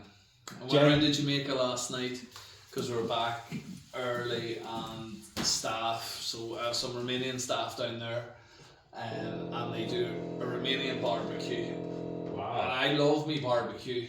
I think I cook a steak Yeah. better than what you can cook in a restaurant. There you go, sir. But my Romanian staff take some of the worst cuts of meat that you ever did And see. Alchemy. Turn it They into something special. soak in Heineken. Now, I've seen them Wow. soak in Heineken. Sometimes they take certain leaves off the trees. Don't know what to do, right? I don't ask, but it's fucking gorgeous. Beautiful. And I had the meat sweats last night. So no, I went round last night, had a pint of Corona in Jamaica, and then 3 glasses of red wine. Large. Okay, tell me this with the gin. Headaches? No? No, never. Mate, see whenever the gin bars all started popping up in all the different, restaurants and pubs and all that, I just fell in love with it. I was like, I love that. I want the one with the, what do you call the Pooh Bar ice cream? The honeycomb. The honeycomb. I want the gin with the Yeah, honeycomb. yeah, And yeah. I want the gin with the candy floss, and I want the fucking. So I was drinking gin back when I was 17, 18 in the bars. I worked in Gordon's with Tom. Yeah. Whenever it was an outlaws drink. Yeah. It Pims and the Snowball, like was Oh, like that you're does. 60 plus, and then all of a sudden it became fashionable. It was like, Yeah. I'm drinking gin for years, guys. Well, I've been getting headaches from it for years, so I just stopped it. You find your poison. I like my Whitney Neal, I like my Malfi grapefruit. Man, I looking at them, want to love them, but see the hangovers and the headaches and the vomiting, I'm like, whoa, just not for me. I'll text you tomorrow and let you know. I don't know.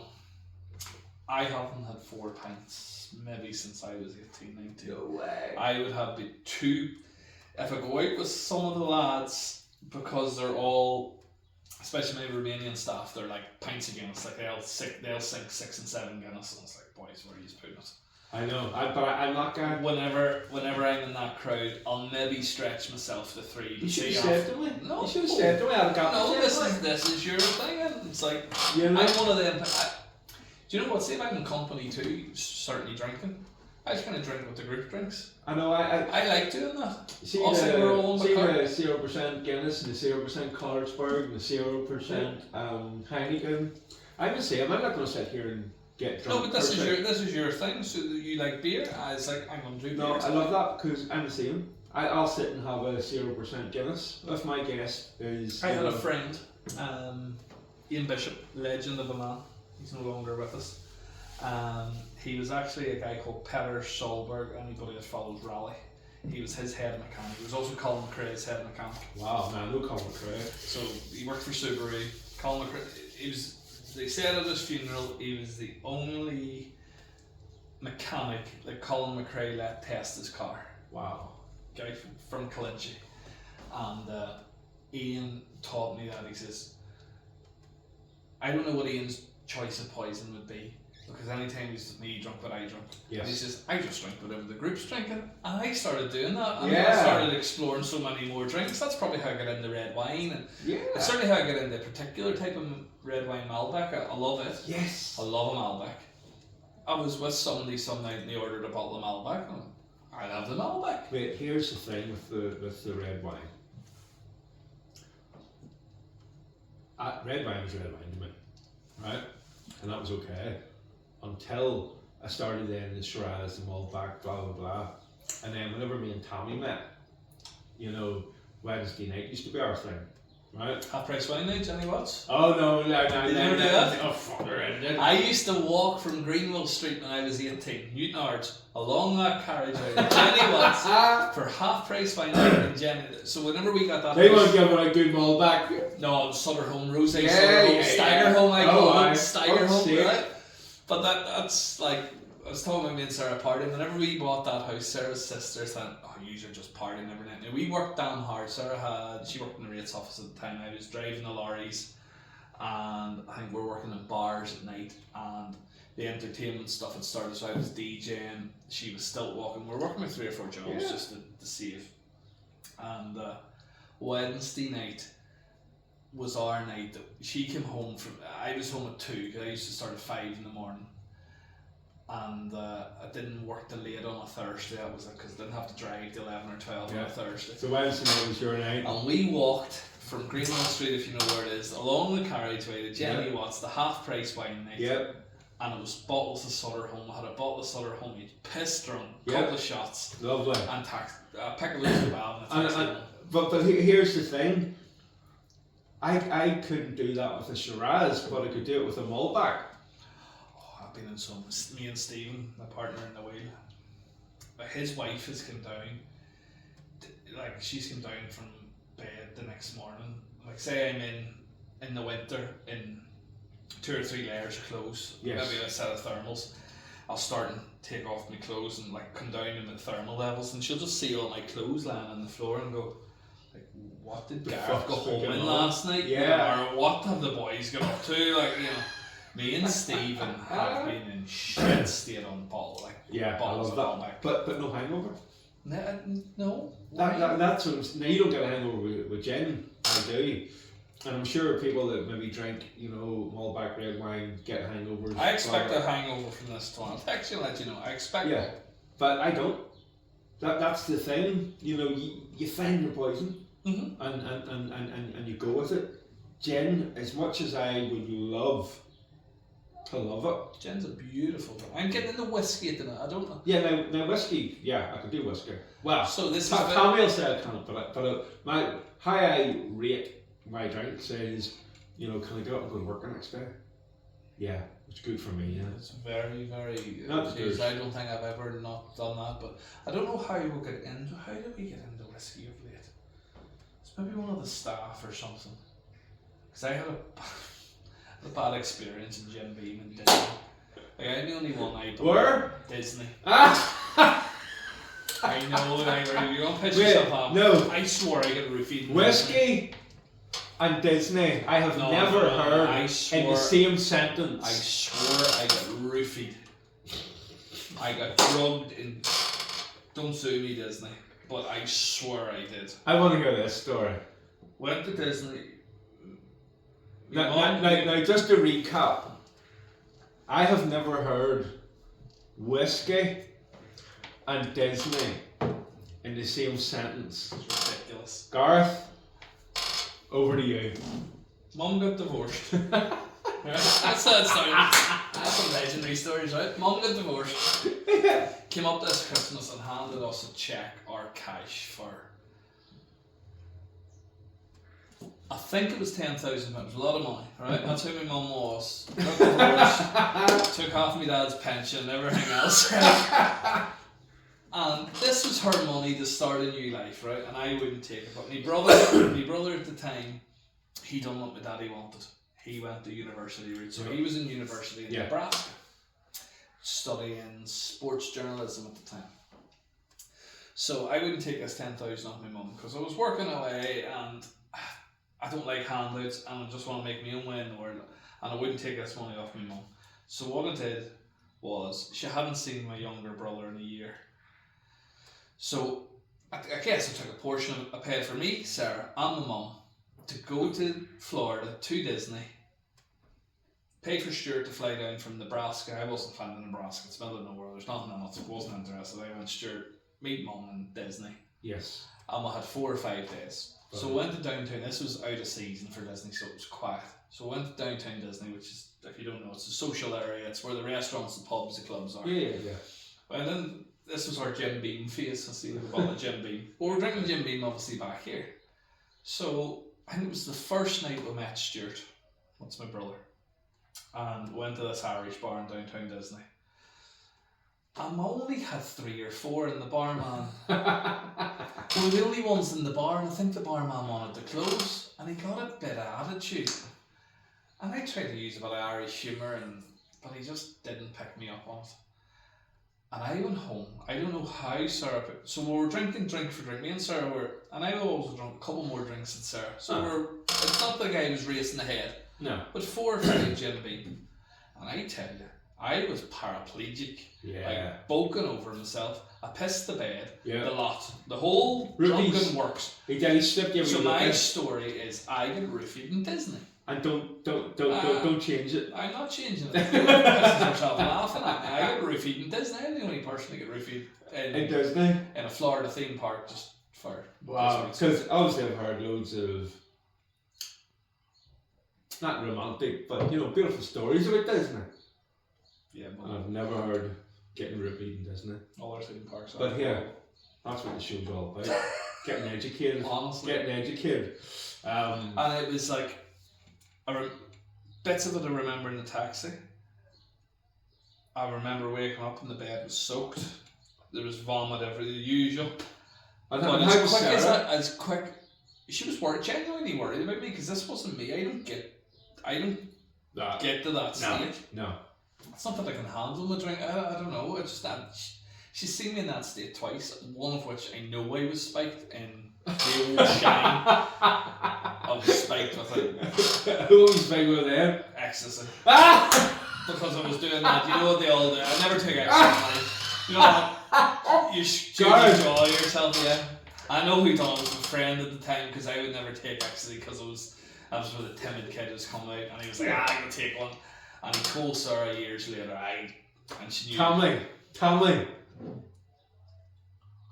I might get spiked tonight. Wait, I'm only playing devil's advocate, but I'm seeing a fucking pattern here. So no, I get roofied in Disney. That's you get roofied in I'm Disney. Sticking to that's my story, and I'm sticking. And see, as soon as that hangover, as bad as that hangover was, it was like.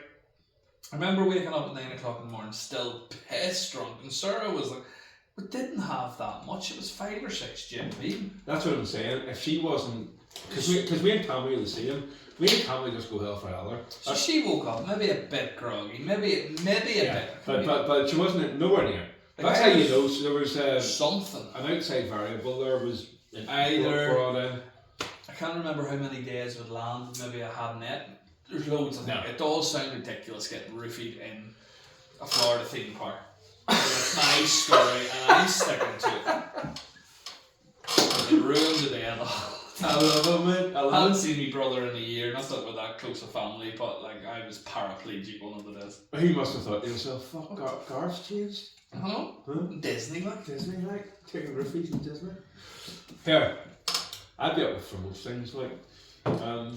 But I might have to skip the fucking Roofies you and know, I don't know where this friendship's going after the podcast, mate, but I don't know if I can meet you halfway there. But here, so we've done the primary school, we've done the high school, we've done the left of school, we've done the roofies and Disney. The future. What does the future hold for A, Gareth, B, G-Force Amusements, and your adorable wee family? Where we going here? Where are we going? Or do you just want more of the same? Have you arrived? Because I've got this. I love my work. I love what we do. I love. So we've a few massively different strands to our business. So what you see down in Banter is very public. You come up and you pay for it. The wheel's there. It is what it is. But we also do a lot of event management. We supply equipment into events like Enchanted Winter. So if you've been to Enchanted Winter Garden, that's all of our attractions throughout that, from the wheel to the teacups, to Helter Skelter to all that. Oh, really? So what's not ours, we manage, we subcontract and we bring in on behalf of the council, we manage that. So that's kind of our main business. The wheels is actually not G-Force, it's Panoramic Wheel, it's a separate company because it has the partners in it. G-Force is very much just me and Sarah, and hopefully one day Mitchell. But the future, we love what we do. We love entertaining people, having them leave safe, and that they've had a great day. Yeah, you're in the business of making memories. It's on the website. It says making memories since 2005. I think it says making memories since 2005. I think that's what it says. Oh really? That's 2004, interesting. 2005. Because genuinely, that's G-Force. Genuinely, before that. No, I love that because I think I suddenly said to you, I was on the fucking first wheel. I was on. Antrim. Yeah. Because, and I remember we touched on it again. I'm from Antrim. I grew up there. I run around those gardens because that's the Antrim Gardens. Yeah. Back when I was a kid. Have you ever done the tour? Have you ever been down through the tunnels on it? Yes, but this is what I was going to say to you. What a place! See, when I was a kid, mate, those Antrim Gardens that you may see now. I hear they weren't as nice. They were neglected. They were overgrown. They weren't there, but they were there if you just dig back a bit and put a few quid in. So as an adult, Tammy and the kids, it was like I'm nostalgic as fuck. That's why whenever I was chatting to you, I was saying, what about your best Christmas, or where did you get your BMX from? Was it a mountain bike, or because I'm just nostalgic as fuck. I think a lot of people are. So whenever the Enchanted Gardens came down to them, anybody that knows me, I'll go back down to them for any excuse. So Enchanted Winter Garden, I'm not saying it because we're involved in it. We were involved in it 4 or 5 years before the wheel arrived, and it was a very small event. And then the council put a lot of faith in me. Yeah. It hit the newspapers what the higher figure was that year. It was called the Wheel of Fortune and all this, because whenever you're in receipt of public money, which is what we're receiving, you're answerable to it. Absolutely. So the council officer that put his trust in me and his faith in me was panicking. They'd spent a shitload of council money to bring this massive attraction. And that's not Antrim. It wasn't Antrim. It was just after the councils merged and all that, from the Newton Abbey to the Antrim, and there was still very two divides. Yeah. There was Antrim versus Newton Abbey.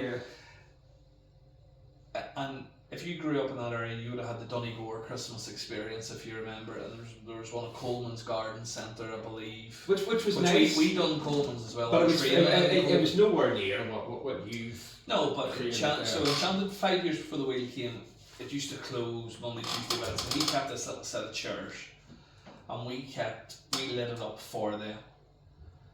And then the wheel came. And I'm not saying it because we're involved. we go to, I think we operate now at over 150 events a year, individual events a year. We do over 360 events. But you've brought all that experience to the... But that Enchanted one is the best Christmas experience in this country, and the only one on the island of Ireland that would come close to matching it, and I still don't believe it does from a Santa experience, is the Palmerstown House one just outside Dublin, but Enchanted. Yeah, I tell everybody. There is a magic to it, and obviously I'm biased because I love Antrim, and I'll go down there for any excuse because of the nostalgic factor. But whenever we were like on the big wheel, the giant wheel and stuff, it does create a memory. And this is whatever, I was sharing it with you genuinely, like, we remember that. Of course, yeah. And it's fucking cracker to hear that that's actually one of your slogans on your website. Making memories, yeah. Sarah put that on the web. So, GeForce, I'll need to double check it. I'm nearly sure it says Making Memories since 2005. That's not 15, 25, might be later than that, because there was a couple before that. You've hit the nail on the head there, though. Well, yeah, that's what we do. Like even down in Banter Harbour there, today, yesterday, tomorrow, see anybody that was on that fucking giant big wheel, that memory will stick with them. There's venues like Enchanted. It will become, and I'm very much I base myself on the wheel because it's a great place to talk to people. Yes, I'm responsible for all the attractions that are in there, and I do float between them all, but I still gravitate back to the wheel because I'll put myself in the centre position where I'm taking the tokens off people because I get to interact with them. Yeah. And you see families year after year after year, and some of these families are either spread across the country and they come together at Enchanted, or some of them come from outside the country and they travel, and this is now their yearly thing. Meet up. And they take the photo every year. Some nights they book the same Tuesday night or the same Thursday night, and that's their night. And they bring their dog and they have their hot chocolate. And like Sarah's down there toasting marshmallows, right? And that's the only thing. We're there as a stall holder. Yeah. £3 to toast marshmallows, I could bring me home. And Sarah that's the only time, like she's anti-confrontational. That's the only time, but you're not just toasting a marshmallow, you're creating a memory. Yes. And it's 4 Haribo marshmallows on a special stick that doesn't catch fire. Yep. That everyone's tried to copy and can't find the particular stick. Over a fire pit. It is just the magical, beautiful moment. This is one of the simplest ideas I brought back. Again, a lot of drink or beer involved from Hyde Park in London. We sat in a bar at a winter wonderland, and there was a fire pit, and you nice. I think it's £5 in London, as London is, and you get 2 giant marshmallows on a stick and you toasted them. Now everyone does this at home, and I brought it home and I gave it to the man at the Continental Market in Belfast. Yes. I've been trying to get in the Continental Market for years, and he just wouldn't entertain me because it didn't have the right thing. He has a very specific his principles line that he wants. He wants different stuff. He wants the German bratwurst. He wants Dutch pancakes. Yes. And I came in with this marshmallow idea. Gareth, I love it. Yeah. And we took marshmallows to the Continental Market, and it worked. And yes, do we get slagged? Tell me this though. Where do the marshmallows come from? Haribo Charmallows. There's nothing special about them. They're Haribo Charmallows. Because I've had them. Right, you can go and buy a packet for £1. I had them in Antrim. Yeah, you paid £3 for them, but you had memory, you had a great time. It was. My wife would have served you because she looks it after was. I know I'm biased. I'm nostalgic, but it was it complemented it so well. It's a photo opportunity, right? I bet you have a photo of your kid. Yep. Toasting the marshmallows. Yep. Everyone does, right? And the sign says toast your own marshmallows. So people try and get smart, and it's like, we brought our own marshmallows on our own stick, and Sarah's like, go on, please, no problem. The fire's there. It's not like we're going to turn around and say, don't use our fire. And tell me this here, that fire, the big fucking... the big fire pit. Where'd you get that? Online. That was... Oh, really? An Indian, believe it or not, it's an Indian fire pit with 4 of them now, because the one that we run in the Continental Market cracker, like. is actually gas for environmental reasons, safety reasons, we don't use. It is real fire, it's gas fire, but in Antrim, because we have a bit more space, Banter. we use the logs, and it's more authentic. You get the smell, and it's hotter. And we do let people. Some people go, I'm not paying the £3. I'm bringing my own, and it's like they bring a cheap marshmallow and a cheap stick, and it catches fire, and they have to come back up with their tail. Oh, about 3 sticks. I know. But again, honestly, even the £3 for the marshmallows, can you buy a bag of them in the Spar for £1? Yes, you can.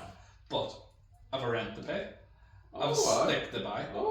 I have fire to run. I have insurance. The whole shit find up. And you know what? I have to make a profit as well. Of course. That's the fun. You've got your own marshmallows, do you? Yes. Here, I'm gonna go have a pit stop. No problem.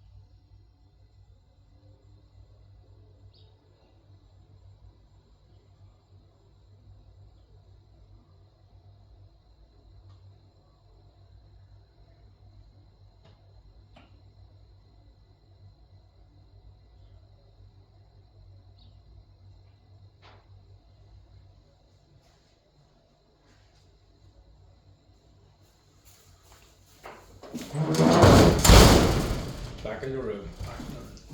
So, here, I just need to say to the people of Antrim, the people that I grew up with, any more fucking about, there'll be no more Enchanted Garden. You know, I'm rocking and rolling now with the, what do you call it, the movers and the shakers? Oh, yeah. The movers and the shakers. Marshmallow toasters. You know what I mean? Here, you just need to start playing fair. I need more bookings from Antrim, or we're going to have to pull the plug on the Enchanted. Did you cover Antrim? I do. No. There was a thing today, did you not see it? No. Are you on the Antrim Town page? There's a couple. I'll go back and find it. Yes. Somebody was looking somebody to clean a road today on the Antrim Town page, and I was going to tag you in, and I went, But- did you go up there?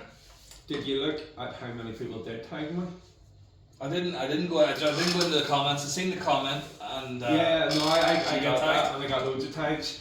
And here's the thing. Here, I know I was joking there 2 seconds ago, but as I say, I love Antrim. Very nostalgic. Cracking town. And I do go up and do silly little jobs at sometimes my expense, maybe time, maybe money. I don't care.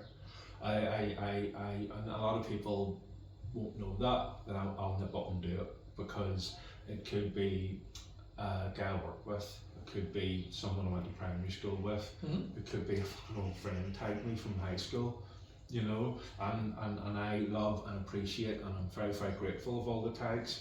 Are all of them worth my while? No. Well, we all do jobs like that. It's not that it's not worth your while. It worth my while on a financial kind it of depends metric. what worth your while But means. is it worth my while? Financially, not always. No. But is it worth my while nostalgically? Yeah. Is it course worth it is, my yeah. while being grateful for a friend that I went to high school with tagging me in that job? Yeah. There's loads of different measurements for success, and a lot of mine basically are I'm over the fucking window. A wee fella or a wee girl I went to primary school with were tagging me in a job 40 years later nice, for showering at the bottom of the street. It could be only, as I said now, we were talking about what's the price of a rug clean. And I'm like, well, it could be only 30 quid. You know, now there's a 5 to 3, a 6 by 4, a 7 to 5, a 9 by 11. Rugs are different.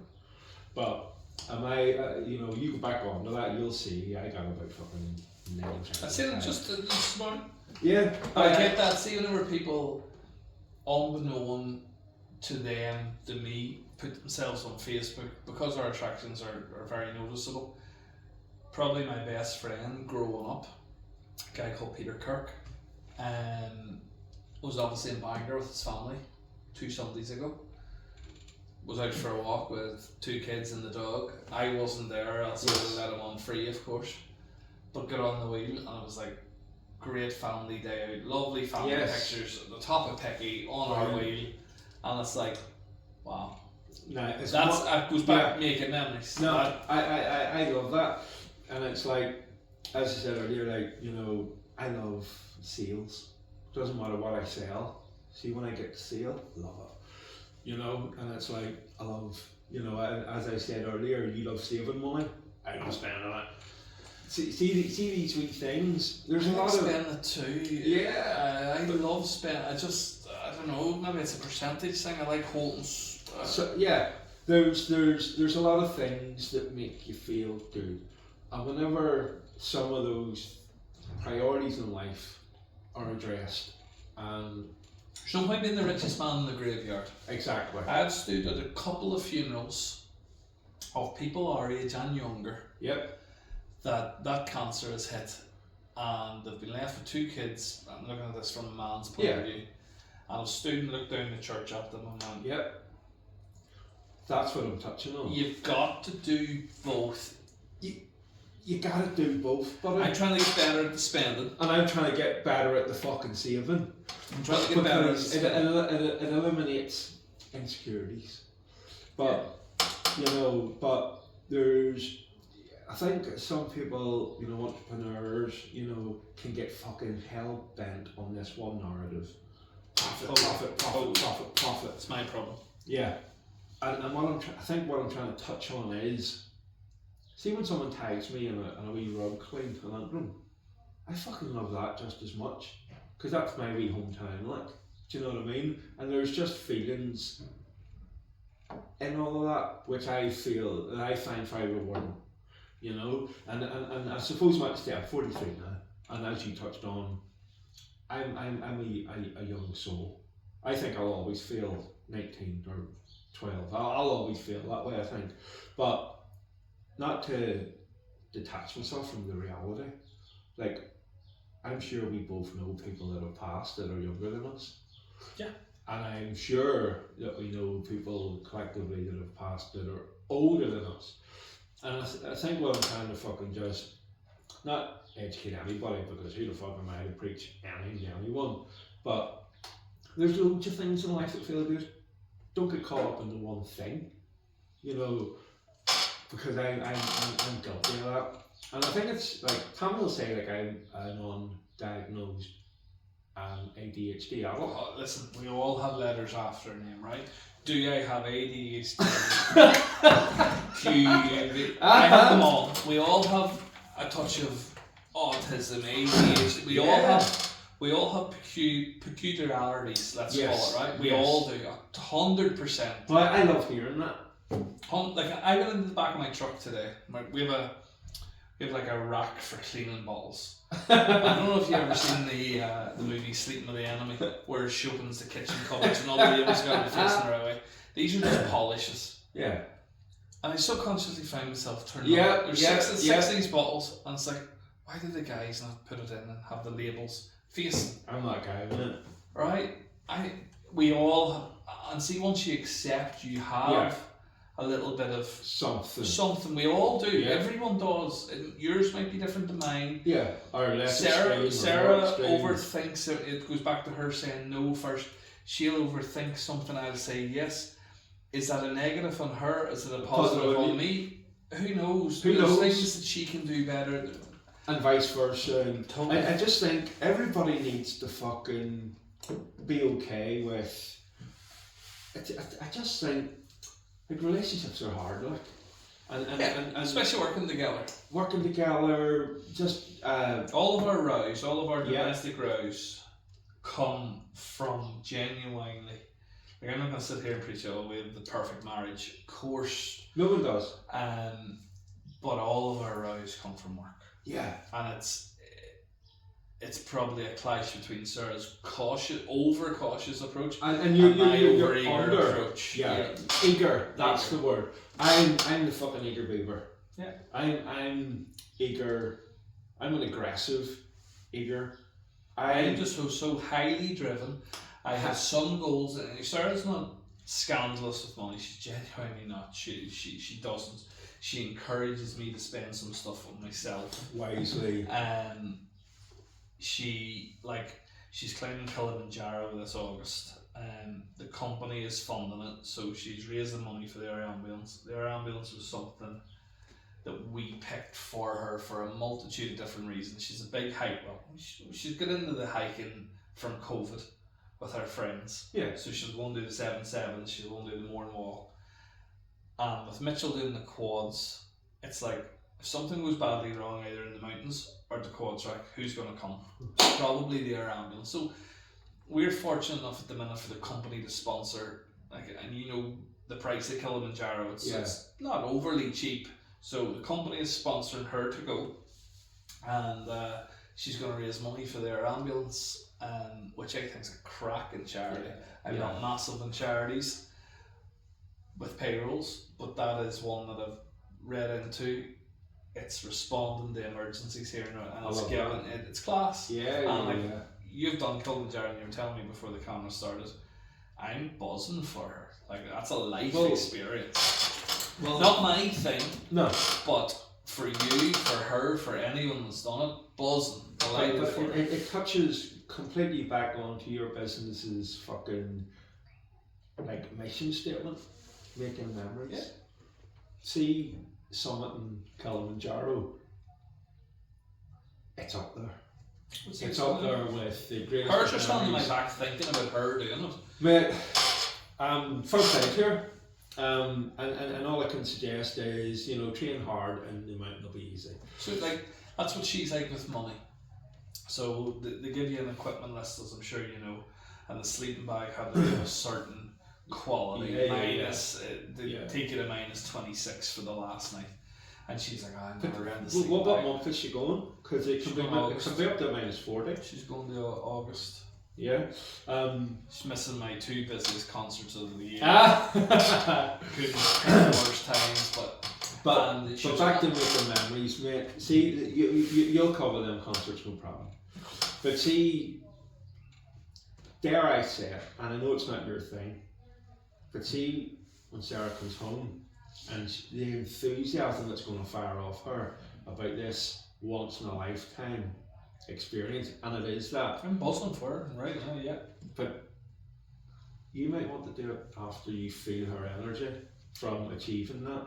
And don't get me wrong, it is a once in a lifetime achievement, but I might go back and do it because it's fucking. There's nothing. We all, as a group of friends, get into the hiking in COVID. And we're done. Remember the first time in the middle of COVID we went and done Sleeve Donner? Yes. Stephen, Jessica, his wife, are friends, and we're in bits. We built that up to be able to do 25 to 30 kilometres round the mountains, and we got reasonably fit. Yeah. Stephen has took it on a massive level. He's away actually next week to Switzerland to climb the Eiger. He's into the climbing now. But there's some sort of ladder in Switzerland. I don't know if you've seen it. Stairway to Heaven, I think it's called. That you climb this ladder between 2 mountains. I would do that. I think that's an iconic thing. But hiking for 10 days and sleeping in a tent, just not my thing. But it wasn't for her. Like, I think anyone that goes and climbs a peak like that, where altitude sickness, you said you suffer from altitude, that's what she's worried about. Yeah, well, there's tablets you can take. I think anyone that takes their body to that level to do something, to take a photograph of a sunset, fair play to them. Yeah. Like, it doesn't for her. Like, just a sunset. It's everything. Yeah, it's the whole, like, there's a reward. It's like, see if you just get handed something, you'll not appreciate it. Mm-hmm. But see if you have to grind and hustle and work and dig deep, there's a value to that. There's a reward that you can never really replace in everyday normal life. You know, I'm buzzing for her. It's something she's wanted to do. I'm delighted that the company's in a financial position to fund her to do it, and then she can raise the money for like a cracking charity. Yeah. And yeah, it's a once in a lifetime thing. It really is. And when's she going? 10th, I think she's going on the 10th of August. So it's coming up. It's coming up, so she's doing her photo shoot. Like if this goes out before next week, so she's got a photo shoot with her ambulance next week. And have you got a link for people to sponsor you? She's not yet, so that's. Are we just giving thing or something? Kilimanjaro. Send me that over and we can put it in. So she leaves on the 11th. So that's an exclusive you got there, right? Yeah. Because she'll do her own social media. She'll create a GoFundMe link, and the way she does, if I raise a tenner, it's all going to the ambulance, the air ambulance, because the company's paying for it. And we just wanted to do it for something. Yeah, and, no, I love that, mate. And I never thought for a second. So that's where our future is. Little silly things like that. Well, it's not silly actually. Like raising money for their ambulance is vitally important. We're sponsoring Mitchell's Quad Club. Yeah. We sponsored the arena event this year in Balmoral Show. Nice. It's that giving back that I'm now starting to let other people come up and earn money and give them the facility. So we have two managers. Yeah. My two main managers that I'm probably at this stage not going to let anyone buy into our companies because it's your baby. It's our baby. Yeah. I was going to say that, but people think it's strange when you consider, a money making machine or a business as your baby, but it is our G-Force was there. G-Force was there before Mitchell. Yeah. And we create. You put your life into it. But when you say it's your baby, my interpretation of that is, like Mitchell, you put your fucking life into it. We've invested a lot of our time. Like your busineses, you put your life into it. There's no 8, 10, 12 hour days. I was lying 4 o'clock in the morning there the other night because I've done this in 3 Saturdays time. I've took too much on. And I'm already in my head for the 6th of July juggling balls, where can I double run, where can I do this? Yeah. I know I've took too much on, but I'll make it work. You will? Because you always have. I always have. And where we want to go with it is we want to give something back. So our two managers, where we won't let them buy into the business, they both bought individually, they bought equipment that complements our business. And we give them the facility in the sense of our client base, our events that we're already doing. Wow. And we're even doing that now with Mitchell. So Mitchell's 10. Yep. He's seen a brochure lying in our office. Yeah. With coin operated boxer, the punching machines. Yes. And the strength They're hammers. addictive. Right? So he picked the strength hammer. Dad, I would love one of them. I'd love one, yeah. This one's £3,500, and I was like, okay, no problem. This was last year. I says, I'll loan you the money, because I didn't have £3,500, obviously, he's 10. And finance free, or interest free. I says, but I want a percentage of it. I want 20%. Yeah. And I says, of the profit? Off the top. Yeah. And I want you to pay it off as quickly as you can. Yeah. So he got it last summer and he paid it off at the start of this year. So he now owns the machine. And I take everything from his insurance, which is only 75 quid. Yeah. I take it all off him because he has to know what a bill is. There's no point in me going, there's a machine, here, there's your insurance, so there's this. Because that's not real life. I love that. It's reality. Some people might think he's getting too much, maybe they're right. I'm running with this at the minute and we'll see. But that's what we touched on earlier. He had a wee passion for an idea he came to me with the idea. I didn't force it on him. You didn't force it on him. And if it's not clean enough, just like if our manager's equipment isn't clean enough, if my own equipment isn't clean enough, there's a we'll bother standard the there, staff. and he has to. So my staff aren't cleaning his striker. If I walk out and it's dirty or dusty, he gets a roast. Won't polish that. His mother won't count the money. No. So it gets done every Sunday night. He takes his wee coin thing out, and some nights he can be counting. Some weeks he can count £100. Some weeks he can £500. Yeah, but ultimately he has to manage he has that. And he's 10. You know. I know. So him stacking up £100 might take him half an hour. Yeah. And bagging it into the right bags and all that there. But here's my argument that a lot of people might agree with me on. I fucking hate school, mate. I hate school and I hate fucking homeworks, right? And my case that I'll answer to you is, see the life experience that Mitchell's getting now. That's going to serve him so much more than, 80% of school? So I've spoken a few schools. And the first time I spoke in a school, I should have been at school. And I turned around to the teacher before I went on stage to speak to a load of, I think it was 5th years. I says, you aren't going to agree with what I'm going to say. I'm glad you agree with me. I says, he's just orange. He's just asked the wrong person. No, Gareth. don't ask me to get up and speak. It wasn't actually, sorry, it was me in school. It was Ken Perry. I went back and my opening line was, results aren't everything. Yeah. And I scraped by my GCSEs. I got an A, B, 4 C's and a D. That was it. And most of them, not most of them, my mum done all my English coursework. I paid a girl to do my geography coursework.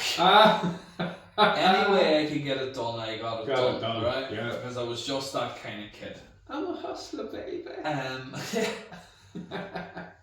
But see what they're teaching kids, results focus, homework. Like, Mitchell's P6 at the minute, I see the stress that he's put under himself. Yeah.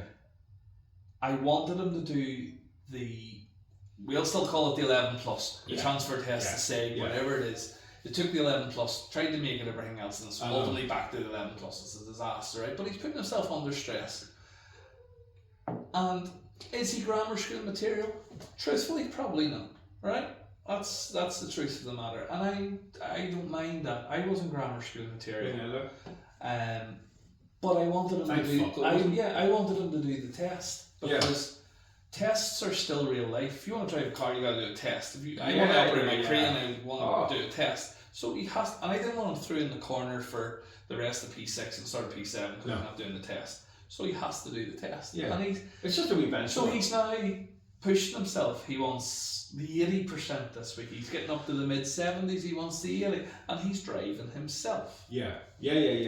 But school, what they teach is not everything. 90% of it, bullshit.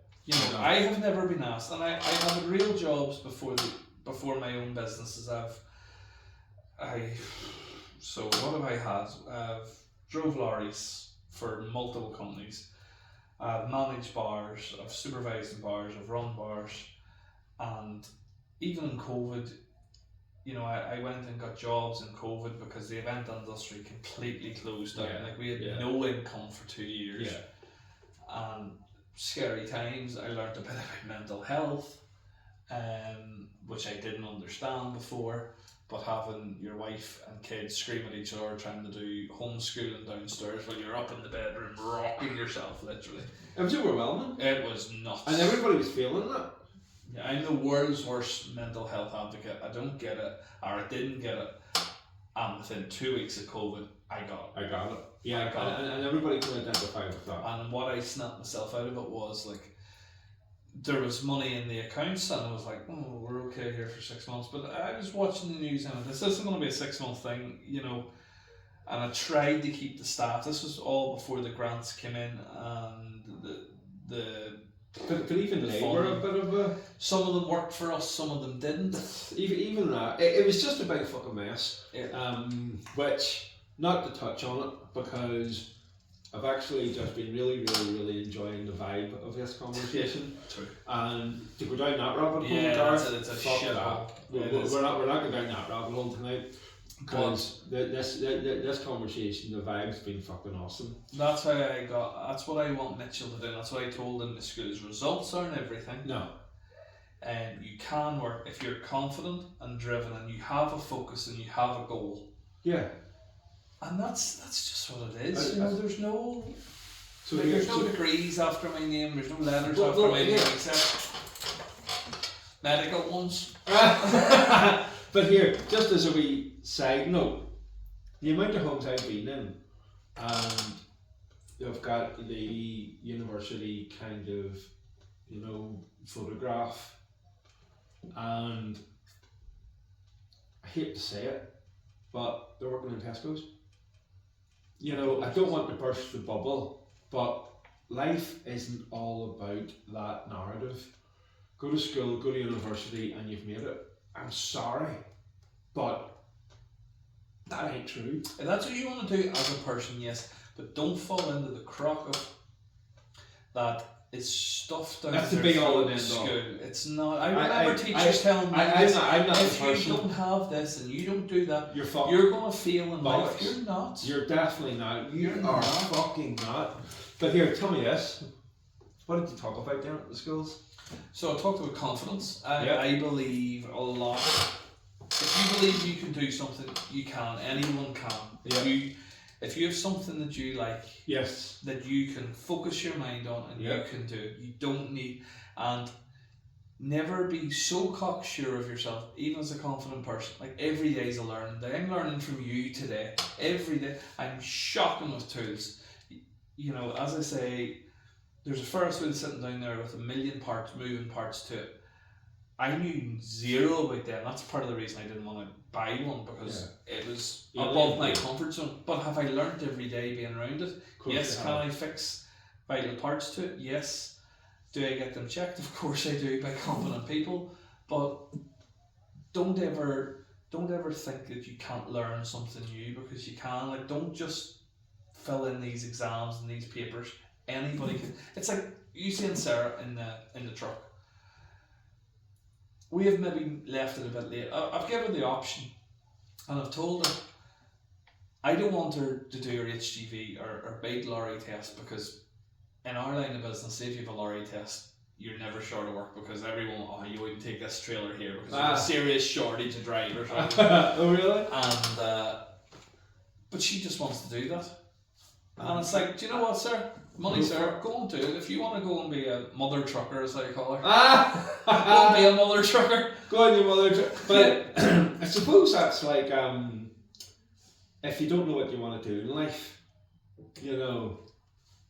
I didn't sit at 16, 17 or 15 or any age and go, I want to have a big wheel and I want to have bouncy castles. Yeah. Not a I clue. have a big red, white and blue wheel. Just things happened at the right time. Like, I worked, my best job, apart from what I'm doing now, is actually, again, going back to Michael Cowes, that's why I watch this thing. His wife and her sister, their father Desi, because I was knocking about with Michael's wife and Charmaine, I was around their farm. They lived on a dairy farm. Yes.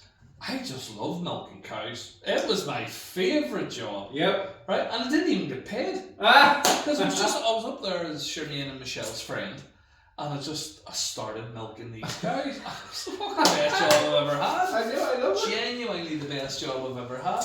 And I loved that. Brilliant.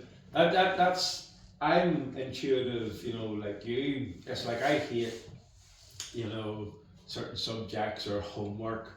I believe you gotta lean into what, strikes a chord with you. And sometimes it doesn't make sense to parents, or it doesn't make sense to your partner, but you need to lean forward with what resonates with you, and if we in our wee conversation today can push anything to somebody, I would guess young, on the fence, it's okay to fucking run 100 miles an hour with what feels right for you.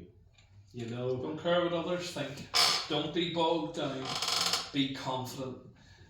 My biggest issue with what's coming up at the minute, like I know we're massive social media users, but see what we're finding coming to our ticket boxes saying Banter or anywhere, it's not a Banter, it's not a localised thing. So many of these 15 to even 20-year-olds now cannot communicate with an adult because they're either used to WhatsApping you, Snapchatting you, or sending it, or their brain just can't focus, right? Yeah. And this is what we like. That's the only strict parenting we kind of do. Is like Mitchell. He doesn't have TikTok. He lost it. I lost a bet with him the other day. I said I would give him TikTok, but we'll see what happens. He's got YouTube Shorts. See these kids that come up, they'll nudge each other and go, "You ask him." They can't communicate with an adult. That has to change. Yeah. That has to change. There has to be intervention there. Don't be bullied. I can't stand bullying. It's like what you were talking about earlier. Yeah. But be confident, you know, ask. See if you don't know. Don't worry about looking. I ask every day. Yeah. I ask questions every single day. And that has to be normalised as well. You know, because I bring them forward and I go, don't nudge your friend. What do you want to know? And then they get all embarrassed and they're biting their nails and the nails are cut off. What do you want to know? How much it is to get on the wheel? He says, well, there's a sign there. Yeah. He says, and see if you can't read that sign. Just ask me. Yeah. I'm cool with them. I come down to their level. No. He says, or you know what? He says, see the phone number there? He says, that's actually my phone number. He says, see, for the first time, see if you're more comfortable. He says, what's that? And they get a laugh and a chuckle, and they never do. Like, but they've got to learn to communicate better. You know, we all did. And be human. You know, I was the worst for it, but I, believe it or not, you know, when I'm sitting here with a YouTube channel, but I'm very introverted. YouTube's, so we have, Mitchell got YouTube taken off him this week for, why did he get it taken off? He was cheeky to his mum. He didn't speak up, he was starting to be that, he didn't speak up to an adult the week before, and he was mumbling, head down, and it was ultimately the cheek. And what we explained to him was, like, I learn a lot of shit from YouTube. Yeah. I learned how to fix things that I don't know how to. YouTube, there's massive positives of modern social media. Yeah. Like, I do not go to a restaurant now without TikTok on it. Or best places to eat in Banter. I'm a massive user. Best places, like we were in Barcelona there at the start of the year. Best rooftop bars. Nice. So, yeah, no, I get use it right. Don't sit and scroll mindlessly through bullshit. a cow throwing a basketball at it because it's artificial intelligence. It doesn't exist. Yeah. It's rotting your brain cells. You know, I'm trying to teach him, Mitchell, you want to be a better quad rider. You want to, he's a real interest. We're going to watch the Formula 1 in October. He's a real interest in the Formula 1. He says, go and watch the highlights of Formula 1. Absolutely. You know, sit and concentrate on something for 30 minutes. Don't have your phone and 3 seconds, because your attention span's gone. Yeah, you're telling it. We see it firsthand. The young people coming up, it's not what we were coming up. They need to, it's too much. It's do you know what I think about too?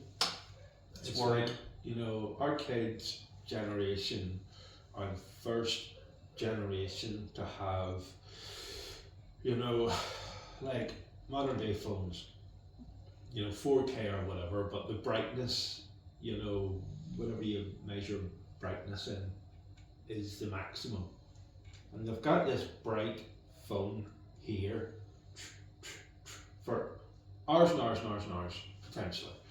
And my curiosity, you know, is like, our retinas, you know, our human eyeballs, maybe millions of years old, for argument's sake, whatever, but they haven't adapted yet to having this fucking sun, basically, in your eyes. We're the guinea pigs. We're the guinea pigs. Yep. I couldn't put it better. We're the guinea pigs. You know? And You're worried about the red and I'm worried about the brain cell because I'm seeing it on a daily basis. Like, see, whenever we run them big sort of teenage events like Fundamania down at Boucher Road, Yeah. so we're attracting that 15 to 20 So year old. you're seeing it in group First form, hand, you know, group form, right? Yeah. Group of girls, group of kids, Yeah. 16 years of age, Yeah. coming up to our pay boxes. Now, they have managed to get themselves to Boucher Road playing fields through our advertising, through Cool FM, through our own social medias, through whatever means. So they can work their social medias. They're not stupid kids by no stretch, No. right? But then they arrive there through either their bus or parents drop them. And they get to a ticket box no further than what you are, and they freeze. It's like, there's now a human in the way from in between us and what we want to do. This big theme park behind us. What do we do? And it's worrying. It's like and you're seeing this all the time. So you're gathering evidence, and you're going, wow. So we're bringing that into our own personal life with our own son, and we're not. Listen, we're very different parents. Sarah has came the academic route. She was the A-star pupil in Bloomfield Collegiate. An exam, like anything less than 98% was a failure, and that's just with Sarah. She had the brain cells. But ultimately, she's running. And you were the guy getting roofied in Disney. I got roofied in Disney. So we'll have a top up, right? And then I don't usually do this, but because I'm having such a good time, what I'm going to do is, right? We've done the start, middle, and end. But we're going to have an exclusive. We're going to have an encore. Right, what's that? We're you know when the band shouts one more tune. Yeah. We used to do that whenever I was DJ. I never did that. Oh, so we'll have a few DJ stories then, Gareth. So are we encore? It's going to be. It's kind of like you ever go to, I don't know, like a Michael Jackson concert for argument's sake, and he hasn't played Billie Jean yet. Do you know what I mean? Different era, different album, but it's the encore. It's everybody's having a good time, basically, and they don't want it to end. So you touched on your DJing career before, and that just kind of leans into the whole music encore thing, I suppose. So we're going to have one more pint. We've done the start, middle, and end. 5 pints, sir. 5. And we're going to have our own wee personal encore, which lends itself beautifully, you can't deny, into your DJing career. Oh, jeez. Career's a strong word for that. Very complimentary. Career's a strong word for that. My first gig was in the Sandpaper. The Wildfowler Inn in Grey Abbey. The Wildfowler? The Wildfowler Inn in Grey Abbey. Yep. That's a podcast all on its own. Jesus. And I got sent to some shit venues that were looking like a one-man band or an old singer, and somebody left in town, and I was the one that was sent in. Save the day. But they just looked at me like I landed in with a load of flashing lights and nothing from before, like Billy Ocean, Love Really Hurts Without You, like no 60s, no Build Me Up Buttercup, none of that. And I was like the Antichrist. Like, I went into a bar one night in either the Shankill Road or the Crumlin Road, and they were expecting a one-man band, and I was set up with these big bass beds and strobe lights and a smoke machine. Stop it. And this wee corner bar and on the Shankill Road, and they just looked at me and was like, out. No way. I'm gone. You didn't get started? I didn't get started. Brilliant. I think I ever used to be a man with a guitar. And you set up with the whole... I was starting to carry in a lighting rig. You know, I was like a bit OCD, like I was then. I had a star cloth and like moving scanners and all this shit. And the man just said, "Dear, look, son, beat it." And then one of the funniest stories of overselling that I've ever done in all my life was we used to do a lot of work with the Ulster Scots Agency at the time, and they were like, we want to set up a community radio station. And I sent in demos for I really wanted to try radio, So this was in Ulster, Scots. Ulster, Scots. So we were doing a lot of events at the time. Yeah, where are you from? What's it? Donald? To Donald. And you're doing an Ulster, Scots yeah, radio? I know nothing about Ulster, Scots. Like, I'm not from Glenarm or like No, but up the north coast or even down, down this part of the world. Yeah, like they or yeah, Greba, as they say. Even if you were trying to wing it, there's an accent thing there that mind. Like the only Ulster Scots word I knew at the time, and probably still do now, is Oxter's your arm. You ever hear your granny say, "Your Oxter stinks." No, I don't even know. Your Oxter was your armpit. So there's a whole language there of Ulster. So we were doing a lot of events for the Ulster Scots Agency. And do you know what? Again, it goes back to learning. Like there was a Hamilton Montgomery clan. They first landed from Scotland in Donaghadee Harbour, and they went to Grey Abbey Estate. Yep. The Ulster Scots Agency wanted us to get a flotilla. This is my early days of event management. A flotilla of boats. So a flotilla is obviously more than one. A group of boats that reincarnate. So it was a firework display, a bit of a museum and a marquee, and a flotilla of boats. As you do. So I asked so many people would they go out into the Copeland Islands and come in procession. Yeah. I got flotilla of boat. I got so many. That's all I got.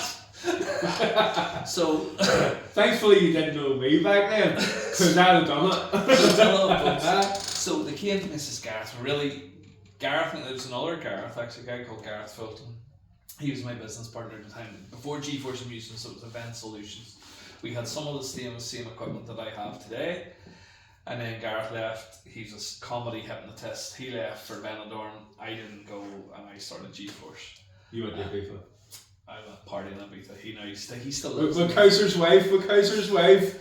Michelle was a bit younger than us. Michelle didn't come out much with us. It was her older sister. Would have been the same age as us, so we would have all partied. But yeah, I do remember Michelle. So. Yeah, also Fulton was it? Fulton? Gareth Fulton. Yeah, comedy hypnotist. He's still in Banter. He's one of the biggest hypnotists now in Banter.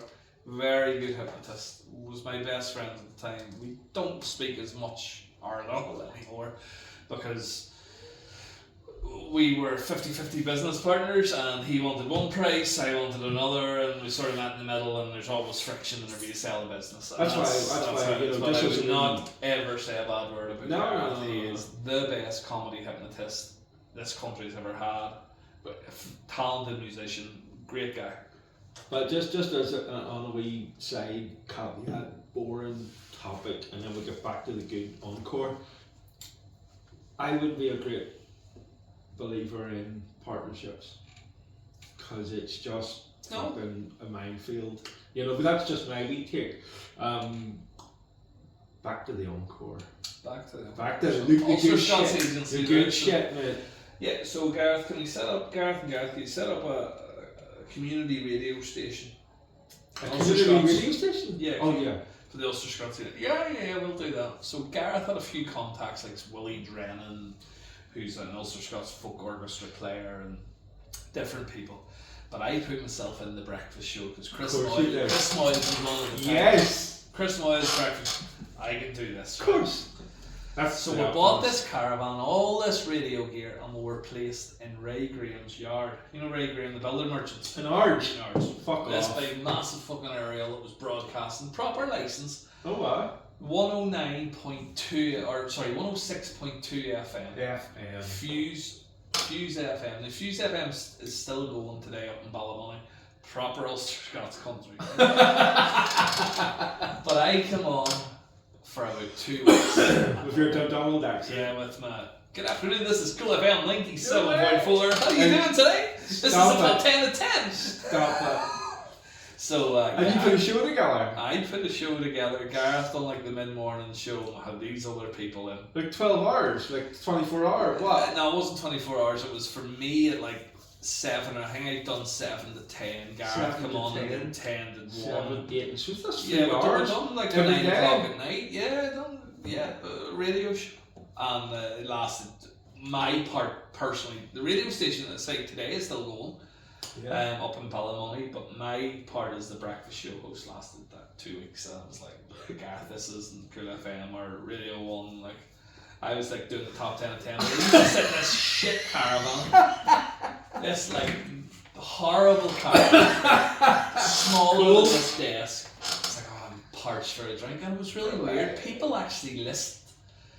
Like, that's what you must get out of this. Whenever you're doing this and you go back and people go, I was telling you today I watched Michael Brennan's, I watched Michael Bowser's, I watched Ian Larry's, I watched people that I was interested in. And it sort of resonates. So I was saying this stuff and they're like, oh, I'm really thirsty today. And all of a sudden, like, these people were randomly landing radio. So I got a bottle of Coke for me or a bag of crisps. I was like, oh my god, somebody's listening to this. And you don't believe it until the evidence is there. Yeah. Because now. So I get sacked after 2 weeks. I moved to Surrey. You're not Ulster Scots. I fucking love that. But not that I have any like great following or anything, right? But you don't need to. That's not the point here. Yeah, I've made a couple of wee shows with a couple of local entrepreneurs and we've had a good laugh and a few beer. And I forget myself, I'm genuinely... This is going the right direction. This is going to work, or else... Listen, I'm going to put myself... I believe in this because you have the passion behind it. Yeah. That's what it's down to. And that passion's coming across while I'm massively focused on having an engaging, genuine conversation with someone. Mm-hmm. The viewers are seeing that passion because you were once a viewer and now you're a guest. Totally. And all of that is kind of a byproduct of me being like the giant wheel. Like, I'm genuinely intrigued and I want to know, like, where the fuck do you store something like that? How do you transport something like that? Like so while I'm being intrigued, I forget the camera's on. And it's capturing maybe my passion. But it's real. But very real. It goes back to both of our social medias. My social media is real. Yeah. And it so resonates with people. But that's not my like take and perspective and drive on all of this, right? So like the people that used to bring you down a tin of Coke, you know, to the fucking caravan when you're trying to be this Ulster Scots kind of person, right? I lost the brief. Like, as soon as I got the microphone in front of me, I was like, I just lost the brief. You were doing the Love Shack top 10 at 10. Tossing flexible at 10 to 9 in the morning. Like, kids get into school listening to Fuse FM. I'm telling their moms whopped off their chops. Yep. Well, I'm getting petrol in the fucking garage, right? This is how I know the you think it's only like a wee small radio Ulster Scott show, and then people are bringing you down tens of Coke to the caravan and you Ray Graham, and you're like, who the fuck's listening to this, right? Well, like, I'm the most social person ever. You know, I'll talk the hind legs off a donkey, right? But I've pulled into petrol stations before, right? To get a wee bit of diesel. And people are going, hey boy! And I'm going, what the fuck is that? Who the fuck is that? And they're talking about shit, you know, that I was talking about. And I'm like, stage fright. It's like, I want to remember what they're talking about, but I don't. But I don't want them to feel that I'm not friendly. And it's just like, holy fuck, like my wife is the most. She is like, in work ways, I have to be the person with the big personality, whether it's on stage hosting and compering and DJing, or in the workplace with staff. I'm a great believer in there has to be one boss because messages get confused otherwise, right? So I'm that person. But ultimately the work does stop with you. No, that's a massive burden, a horrible burden, a burden that people don't see, that keeps me awake at 4 o'clock in the morning. That. It's constant, like, you know, I say I've had it this week again. I know have it again. Constantly, fortunately or unfortunately. You know, and it's not, at the minute, you know, it was previously, how do we get enough work to get through the winter? Because winter was like, our season used to stop after the air show in September, and that was us until we got a little bit of St Patrick's Day, we got a little bit in Easter, and we didn't really start again until Balmoral Show, which is the middle of May. I know, and that's a long 6 months, and now our season generally runs from March till we finish in the Continental Market in Belfast at like what, Christmas Eve or something. But those worries have changed to like our full-time staff that we have, who have wives, kids, Well, that's what I was families. going to say. Do you worry about them? Constantly. It's a mindful. That's because in business there's two types of people. There's empaths and there's narcissists. There's basically people that are in it for profit and don't give a flying fuck about their staff or their whatever, as long as they get their profit. No, it doesn't work. And then, you know, people like me and you who are, I'm guessing you're an empath. You Never heard that phrase before, but you worry about your staff, do you? so you take this weekend. What's this? This is whenever this goes out. It's 15th of June. Yeah. So one of our managers, Daniel, has been working every weekend, 6-day weeks, constant there from the start of May. This is a quiet weekend before we go into another 4 to 6 weeks of sheer madness, where he'll be working 6 weeks. And I was like, Daniel, you have to take this weekend off, because he's got a young family. Yeah. He's got a lovely little boy. He has to take that off. I have another manager, Mark, that needs a bit of time for him. He's a bit of a not party animal. He likes going out and socialising and everything else, so he goes out and does that. Yeah. But like, I'm thinking about that. Where can I squeeze in a weekend off? Because where I don't value my weekends, I can't just assume that they don't value their week. I like my Monday night, my Tuesday night. Yeah. I don't. If I was to go out in Belfast, I would have no interest in going out on Saturday night. It's Yeah. just me, because I'm all like, ever since I was 14, I've worked weekends. Yeah, that hospitality. It's just when we work. But you're constantly thinking about staff, and But it's working at the minute in the sense that Mark, Daniel are with me coming up, I believe, and they can correct me, 7, 8, 9 years. They're there a long time. There's another wheel operator that looks after the wheel. She's there a long time. And you do have to think about other people, because nobody can do everything. No. Nobody can do everything. But just talking from like. Sorry to cut across you. See that man there that was telling you about the BB? Yeah. Owns a fruit Yeah, company. and he still have that whenever connection. I left him at 20 years of age, he says, Yeah. I was starting to get a bit cocky whenever I was in Northdown. I never got sacked. I think I left. No, I think they made me leaving quicker before I did, because I was getting I was running a full-time job, which is getting well paid for. Back then it was 1,200. I don't remember what it was. A lot of money driving a truck. And I was DJing. I was starting to do the entertainment side of things. I had a couple of attractions. I was earning good money. Yeah.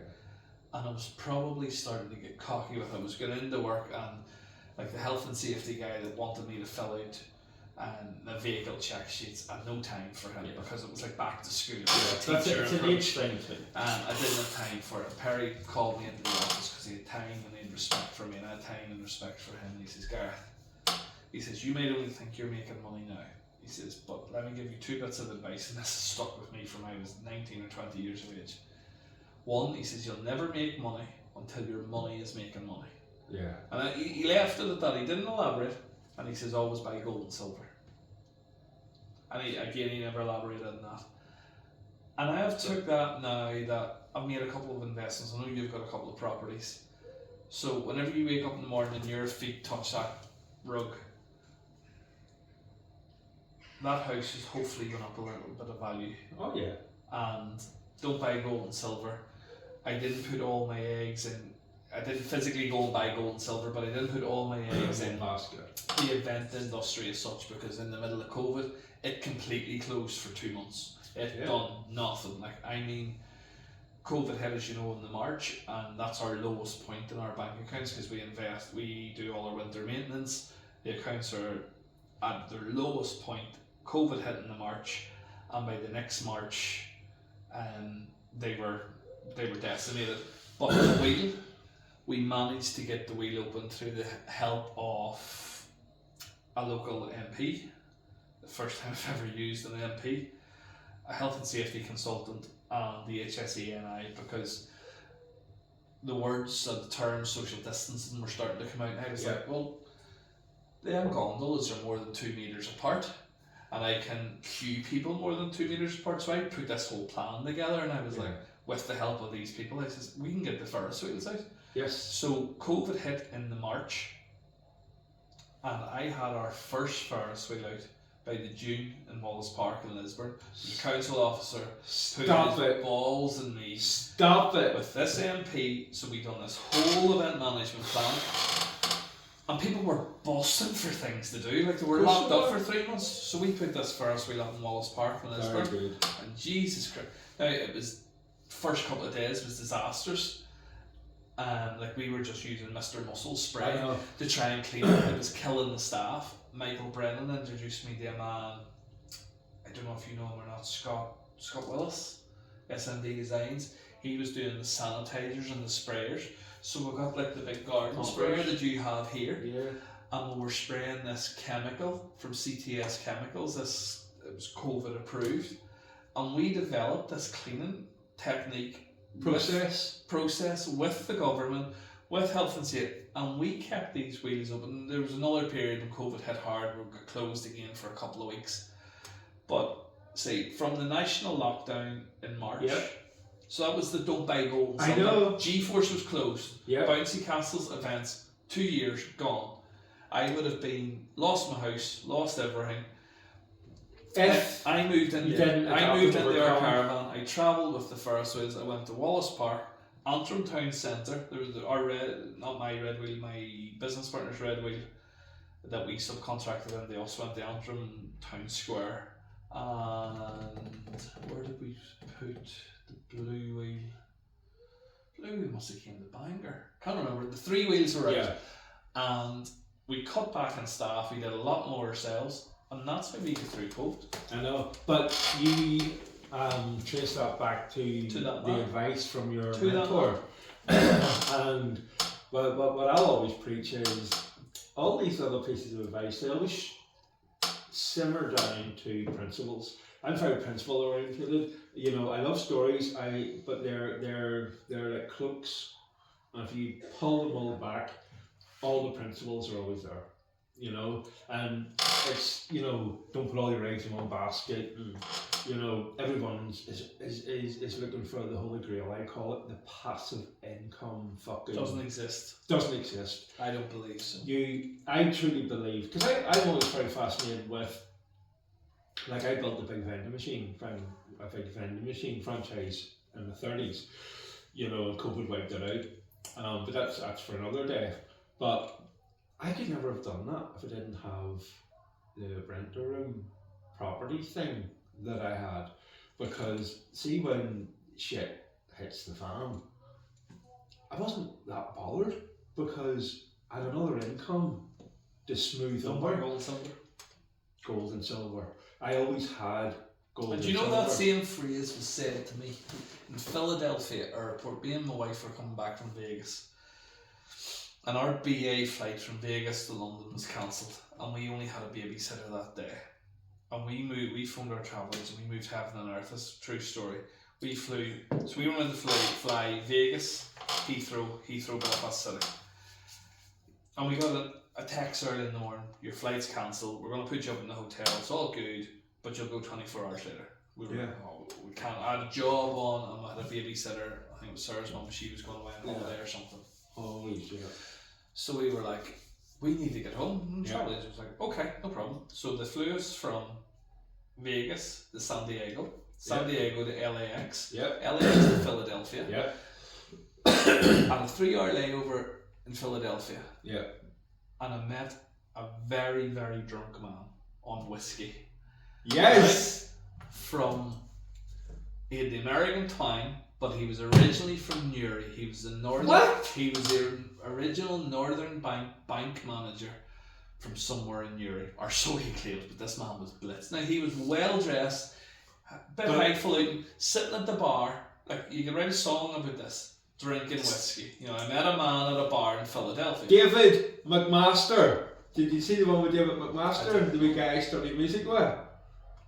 David, you want to write a song? Write a song about this guy. So he caught my accent and he went, "You from Ireland, son?" I went, yeah, from Belfast. I was original bank manager in Newry, and do you know what? You go to America and everyone's Irish, aren't they? And I quizzed him a bit, but he genuinely knew about county. He knew enough. He knew the area. He knew enough, and you could hear through the broken American accent he was originally from here. Sorry. And he told me, he says, bank manager, I'm a bit of a chap, but he was blitzed, like, I mean, proper blitzed. He had, like, missed 2 or 3 flights. He was just sitting at this bar in Philadelphia, drinking whiskey. And he said the same words that I'd heard 3 or 4 years previous. Hey, son, if I can give you one bit of financial advice, never buy gold, or always buy gold and silver. And that is 2 people. One, a highly successful businessman, who is still here today, doesn't live too far away from here, a man I have the utmost respect for, and this drunk ex-Northern Bank manager randomly in Philadelphia airport who said the 2 same phrases. Yeah, gold and silver. So. Gold and silver. And I fucking love that, because I've truly always known it. Now, I've known it by default because I didn't have your mentor, the fucking Yuri, fucking drunken bank manager. I didn't have those. I love calling them mentors, and like I would not read a lot of books, but I would listen to a lot of Audible. Yeah, and I don't give a shit. Like, see that guy's book that I'm listening to. He's a mentor to me. Might have never met him. I might never ever meet him. But see, when I listen to these books, and they're always on business or psychology, or I love documentaries. I love people that have overcome shit, and they tell their story. And you know, there's a lot to learn there, because I don't need to go to jail for 25 years when I can read a book on a guy that's been to jail for 25 years, and when he writes a book and he says that this is what I've learned from that experience. I love the fact that I can listen to that guy and absorb it into my life. You know, so whenever you've met those 2 characters throughout your journey, and they've shared like their fundamentals with you, like, and then you've applied it to your life and it fucking works. And no one will ever convince you that gold and silver is never... I came home from that trip and I googled, can I buy a gold bar? And I couldn't afford it. Yeah. Can I buy a silver bar? I couldn't afford it. So I was like... But he was speaking metaphorically. He was speaking metaphorically, yeah. But I came home and I was like, I can afford that. I want to buy that gold coin and I want to buy that silver coin. But now you get it. Now I get it. Now you get it. And this is why I believe, like my missus is like, she's as laid back as they come in 90% of life. But there's 10% there where she's highly strung. And in those 10%, that's where I'm comfortable. That's where I don't give a fuck. It's because, as I said, I had houses on the side, and all those rent-a-room cash flows were coming in. So whenever I was building the vending machine franchise, and you've no idea how many get stole. You've no idea how many Chineses get broke into and they fucking smash up the vending machine on the way out. You've no idea, all that kind of stuff. But ultimately, did it hurt? Yeah. But did it compromise my security in life? No. Because I could replace it, because I had the silver and the gold. Back to what Perry said, you'll never make money till your money is making money. Oh, so, yeah. Well, you know, I as I say, you know. So you as one person cleaning rugs can only make, physically, it doesn't matter whether you change your business model and you want to charge. You know, like some of them, you touched on Carval, and I was watching something on TikTok there the other day. There's a guy there charges £1,000, but he takes 4 days to valet a car. Yeah. He's from here, and there's a guy who sends a Lamborghini over from London because he wants him. Yeah. So if you're that guy cleaning the rugs, and you're doing that, where does You're bit. You can still only make so much, and you can only charge so much. This is the thing, you know. Whereas I've never had it like metaphorically put. Is that always buy gold and silver? But evidently, reflecting back, I've found my path by applying that strategy. It's like I built up the vending machines, you know, and I've always said it. How do people build one business on one business? It's like one business has profit, right? And that profit has to be divided up by your family, you know, your home, blah, blah, blah, your kids, and then your social life, and then, you know, hobbies or whatever. But one profit has to be divided up by all this shit. So, just as you said earlier, you know, people don't realise, like your, you know, wheel, there's 3 blown out tires in the way to storage alone. So before we came to Bangor, we left Limerick. Whenever we were sitting in Limerick, there was 2 blown out tires going into Limerick. And the tyre company in Limerick wanted to charge me €250 just to come out, right? Then €125 an hour. Turns my guts. Right? And then €500 for each tyre. Oh wow, easy. So the bill was 12. And that's a good day. I couldn't stomach this. I sent the van from Limerick to Banter, where I got the 2 tyres for £500, which was half the price, so it covered the diesel. So I'm only £200 up at this point. And then I phoned my own tyre man here in Dundonald, Gillenhurst Tyres. You're a legend, Willie. And he phoned the tyre garage and got me a call out for €60. Yeah, and that's a good day. And this is why, because in my brain, I've never had I love metaphors.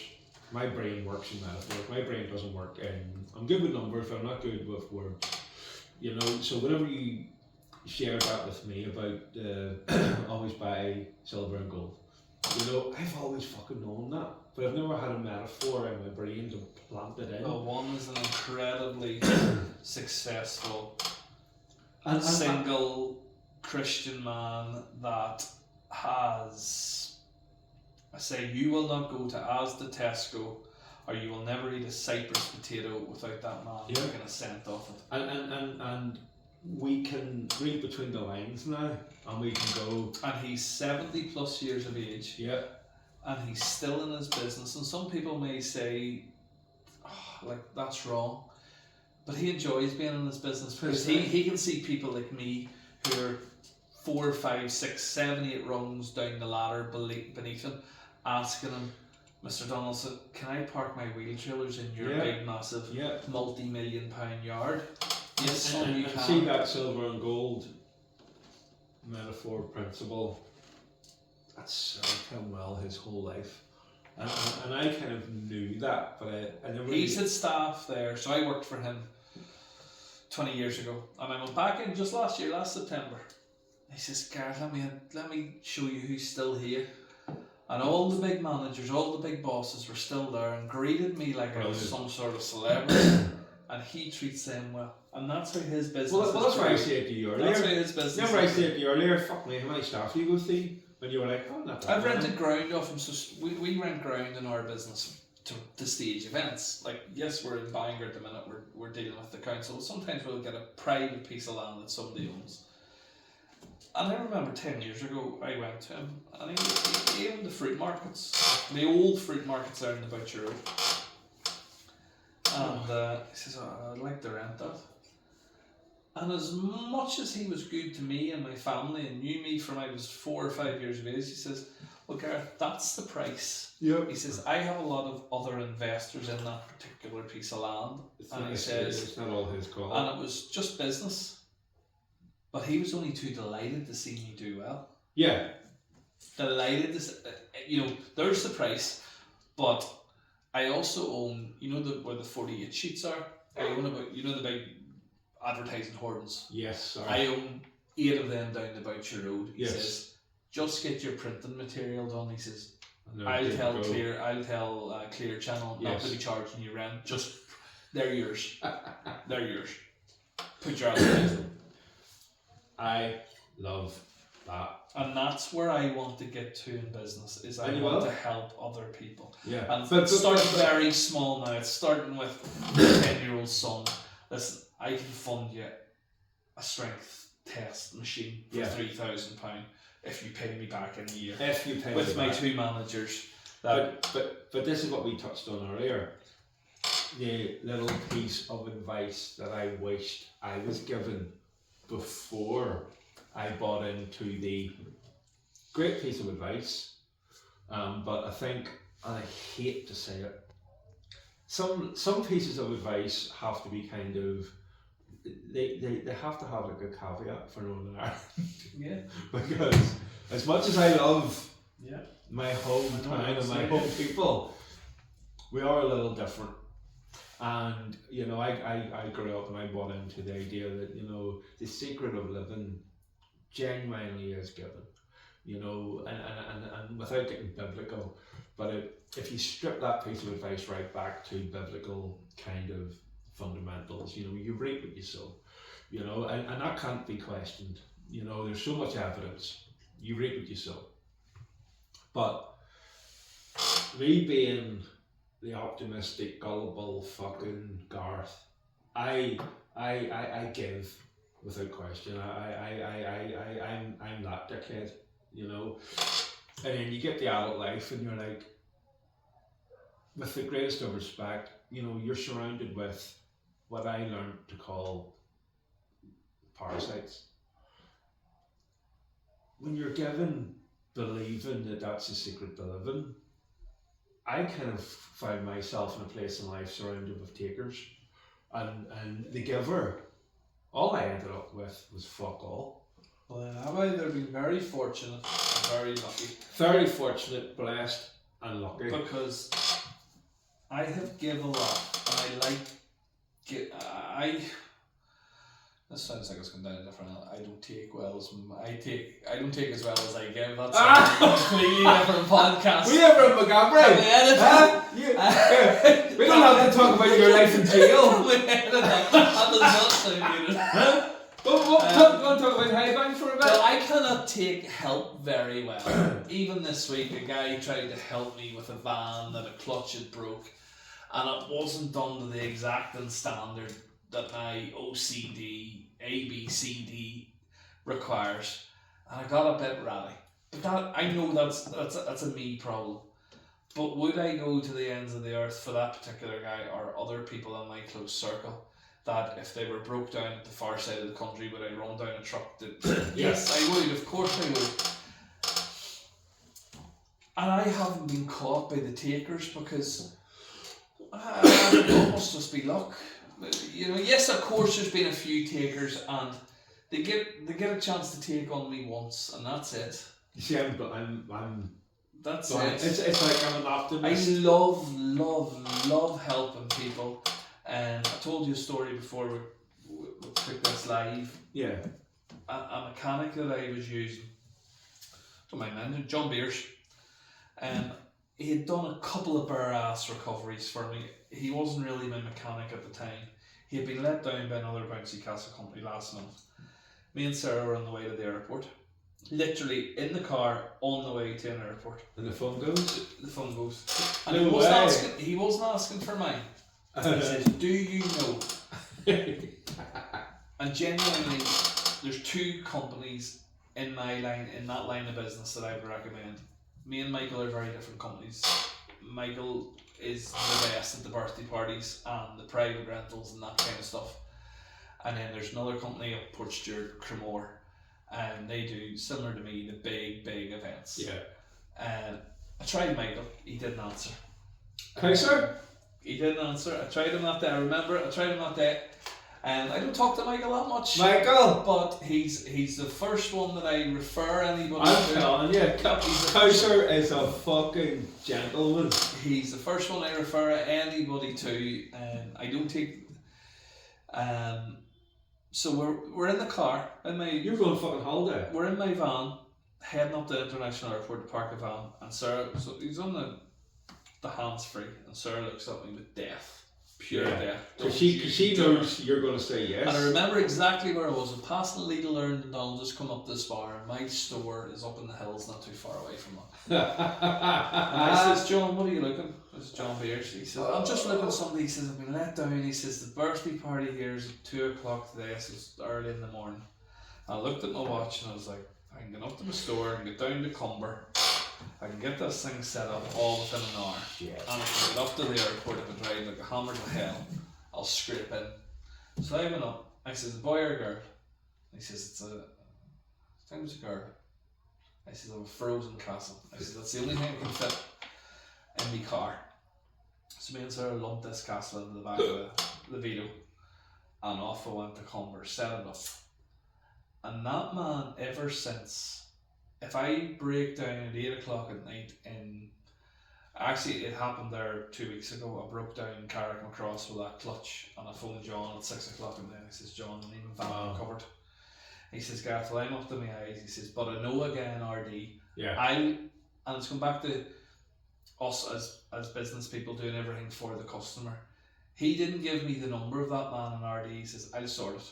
So he phoned his contact, his mate in RD, and within an hour, a recovery truck was in Carrick Macross, with my van in the back of it. Where do you want to take this? And I took it to a mechanic that another friend recommended me to in Londonderry, Gary Londonderry, whatever you want to call it. And John is just like that. Yeah, but that came from just an act of generosity, an act of And there's loads of people like that in my life. Loads of people. My phone is full of people that I can just phone for that, and they can phone me. But I suppose all I just want to share with you is don't take that for granted. No, that's a blessing in itself. Parking. Like you've asked a few times, where do you store this? Parking's a huge issue for us. Massive. Because fuel is a huge cost for us. So, like, we will beg, borrow, and steal parking spots. So whether it's here in Bangor with current transport with Michael and his brother, or it's North Down, fruit and veg. It doesn't matter. I have a range of people, and they'll phone me to move. Gareth, have you got a lorry free to move this? And never once do I take it, sir, I can't be arse doing this tonight, because you never know the next time that you need that person. Yeah, it's reciprocal. If you're surround yourself with good other business people, that's why I've clicked. I say, my relationship with Michael Brennan, who you've had in, has only developed over the last year or two. Our kids got friendly with each other. Yeah. And then us just, yes, I drunk in Betty Blacks as we all have. We've all been there, licking our own nipples. Guilty. Or somebody else's. That's for another day. In there. And Michael was always the big personality at the door. I never really got talking to him as in there. It was just when the kids met. And he was just one of them positive people. He's salt of the earth. Completely. He's like you and I. And his two boys and my little boy have took a love for the go-karts, and me and him have got as competitive as kids, so we sneak a bit of practice in here and there, and rightly as so. I said to you, rightly so. He was off on bereavement leave last week. He lost his mother. I know, brother. And I sent him a bit of a tongue-in-cheek message on Wednesday night, the night before his mother's funeral, that I was sneaking in a bit of practice because he was on bereavement leave. And this is maybe my cue to throw out my little bit of tongue-in-cheek and an apology for our Michael Brennan, aka Mr. Betty Blacks. Your friend Gareth is drinking out of your official Behind the Beer and the Banter podcast pint glass. And I said, are you sure Michael won't mind? Oh, I don't know. Because I just got a wee order there with a lot of boys. Ian, the artist, Kaiser, Fancy Castle Boy, and you know James E.P., the fucking plumber, the boiler guy? Is that the one that does Michael's stuff? Yes. Only from watching him on Michael's feed. Mad bastard. But all those, and then obviously Michael's pint glass came, and me being the entrepreneurial fucker under pressure today.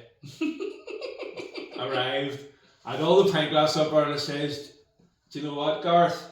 I'm sure Michael won't mind. No. If you drink from Michael his pint has been glass incredibly good to my little boy. Michael and his wife Deborah have been incredibly good to Mitchell.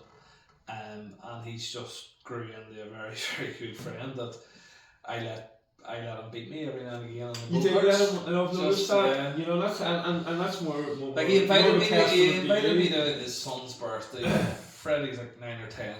I'm like, what do you want me to do? Like, let beat his kid on his birthday. So I slowed up, and then Michael overtook me. Absolutely. So like, he's claiming this as his everybody moment of fame that I feels. beat Gareth on the go-karts. So, But maybe another day we'll have another podcast and we'll get a bit of clarity there because I don't want you coming across wrong here. No.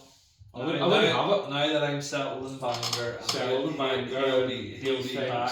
So, so we need a bit of clarity there because and I've lost a bit of weight. I noticed that. I noticed that. So here, we've done the start. We've done the middle. I've stretched it out. Can I phone me taxi yet? Selfishly. Bussing for a pee as well. For the encore. Here, that's what I had a wee pit stop out there. And then I forgot the keys. I'm gonna have to go. Go. Is that alright? Yeah. Here, do you want to top? You allowed to top up? I'm allowed whatever.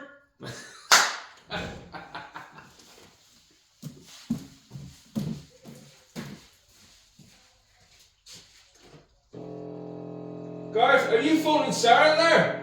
For permission?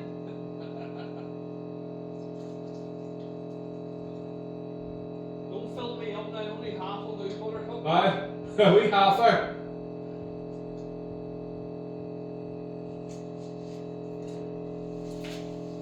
You didn't say that to the barman in Disney? Oh, he gave me the food routine. Ah, you get the food routine? You know what? That's a true story, you know. Yeah, I believe it. Oh, sorry. Only Sarah was exactly on drink for drink, you know, we weren't drinking different spirits. It was her Jim Beam phase. Yep. Oh, I'll fill that up for you. nice. But yeah, I'll go a wee pit stop and then I'll tell you a wee story about me and Tommy being there one night. And she was definitely groupie.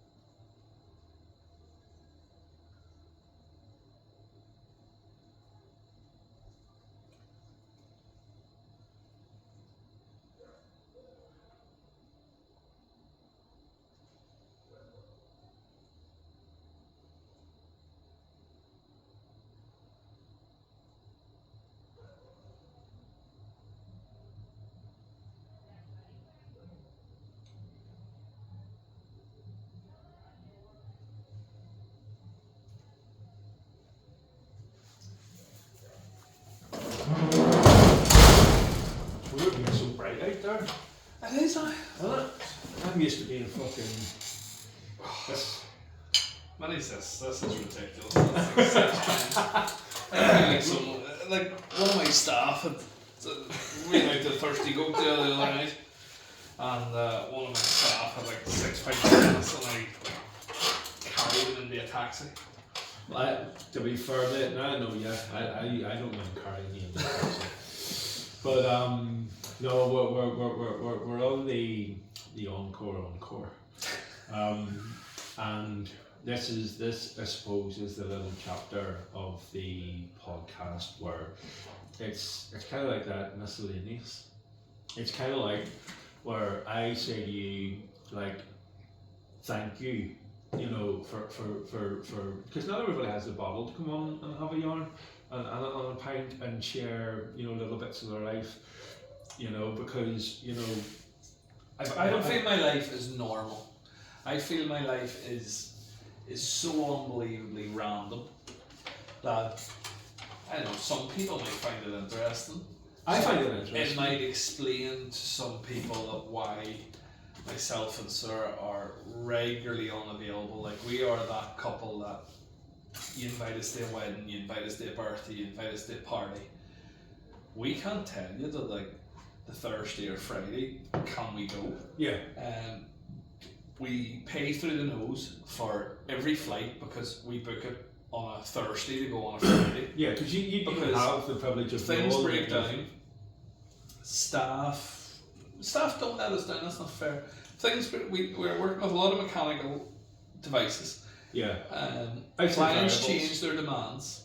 Yeah. That want certain things, certain people there. Of course.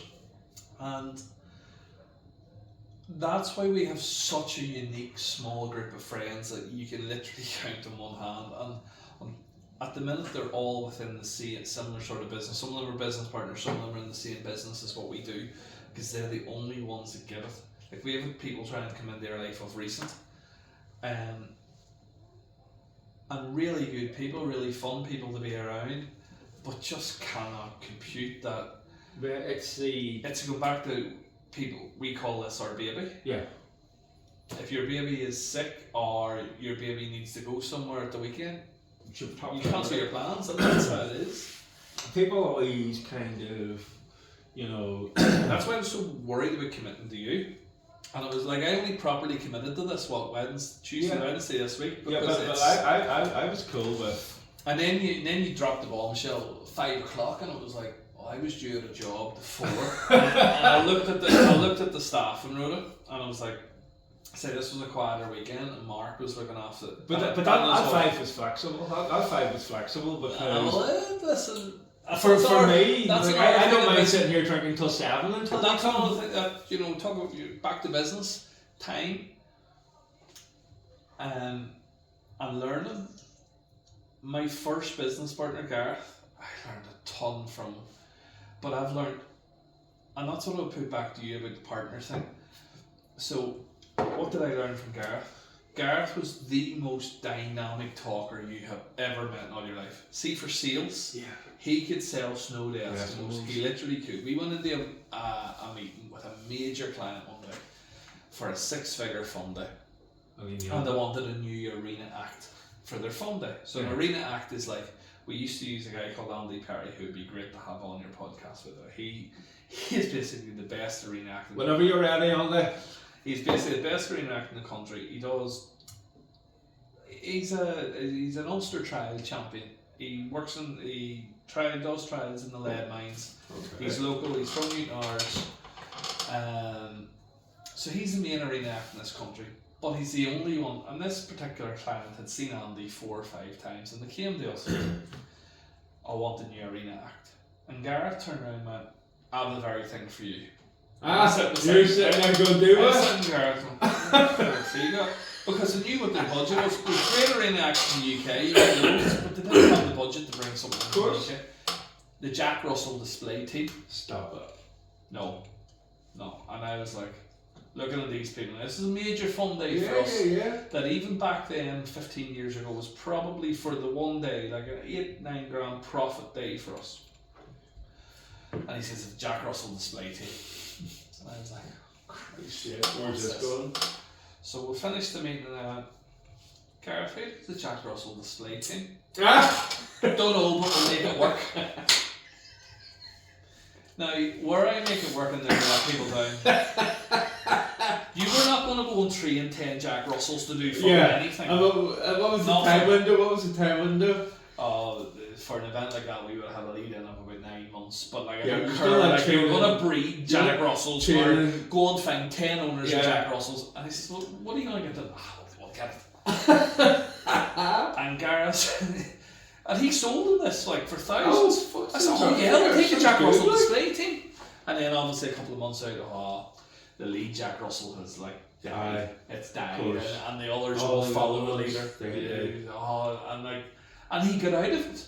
Like he got out of it, and Andy came back in with the trials display team that they'd done for 5 or 6 years, and he was brilliant as always. But so he was a super businessman, but timekeeping.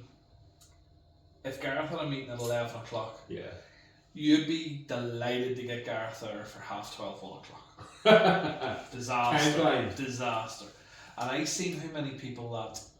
Inadvertently, I seen how many people that know because Sarah ran his office at the time, and people give off. Of course. So I have learned. So whenever you told me 5 o'clock tonight, I was like, I'll be there for 10 to 5. I've just always been like that. I'm just a real time freak now. It's like, you and that's a good thing. And that's a good thing. So whenever that's why you text me the other day 4:30, or you said 4 to 5, and I took the latest time I know, possible. and you said bang 5 because the job I was at today was scheduled to finish at 4. So it was scheduled to finish at 4. It's an hour pack down. I was down at Ashfield School. It's an hour back to Bangor. Shower, dress. I was thinking you were going to invite me here 7:30, which would have been perfect. And then you said 5, and I was like, Mark. I says, I'm going to need to leave that job at 3:30, and Mark was like, that's 100% correct, no problem, I've got a great team. But I would never change that with you. That's just how I am. Never would change honestly, I was flexible today. See, ever since I announced I don't work Saturdays, I've worked every Saturday, right? But I work it under that pretense that I don't put the pressure on myself. But when the jobs come in, I see it as a bonus, not as a responsibility. So I always fucking work Saturdays. So I was out working today anyway, I got a couple of quid, didn't give a shit. So I'm kind of open on Saturdays. So whenever I say, do you have 4 or 5? Basically what I was communicating was, whatever. I was sitting in Jamaica last night because we were doing our school job yesterday, so we got finished up and we had staff in Bangor.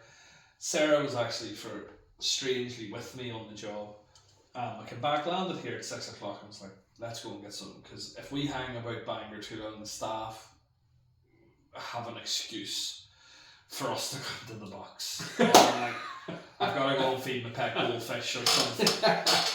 I know. So it was like, we went in, quick shower, we're into Jamaica, we'll get a wee starter. Yeah. So went round, a couple of glasses of red wine, bit of halloumi, some chicken wings. It was awesome, great food around there. And I was texting you back and forth, and I went, he wants me at 5 o'clock. He says, what are you going to do, Karen? You should say that job doesn't finish at 4, like you can't walk. Like we had 10 inflatables out today, and they're heavy big brutes. And I was like, let me see the staff list. And that's why I went at 5 o'clock. But I thought that was late on a Saturday, you know. You should have just said it. But that's why I only confirm, but that is all, our friends don't compute with that. Yeah. Not our friends, sorry. Our friends do compute with it. Anyone who attempts to be our friends, including family. Yeah, you should have just that. They just don't compute. You know, because as I said, I'm falling apart. Like see, I'm burnt out. You know, I'm getting tired. Just fucking. Yes, man. Like, I'll break my fucking back to make sure that all the dots connect, and that's okay. But I've done that with you. Well, I went to do it with you today. It's worked out. But it's the same as what we shared earlier about price points. It has not caused me any hassle or stress it today. takes confidence to just say, that's the price and I'm not budging. And I suppose, like me, I'm guilty. See if a customer says to me, look, Gareth, you know, can you call around and clean a bit of carpet and upholstery at 3 o'clock on a Tuesday? Guess what? I will do what you did behind the curtain. Negotiate all this good stuff to make sure that I'm there for the customer at 3 o'clock.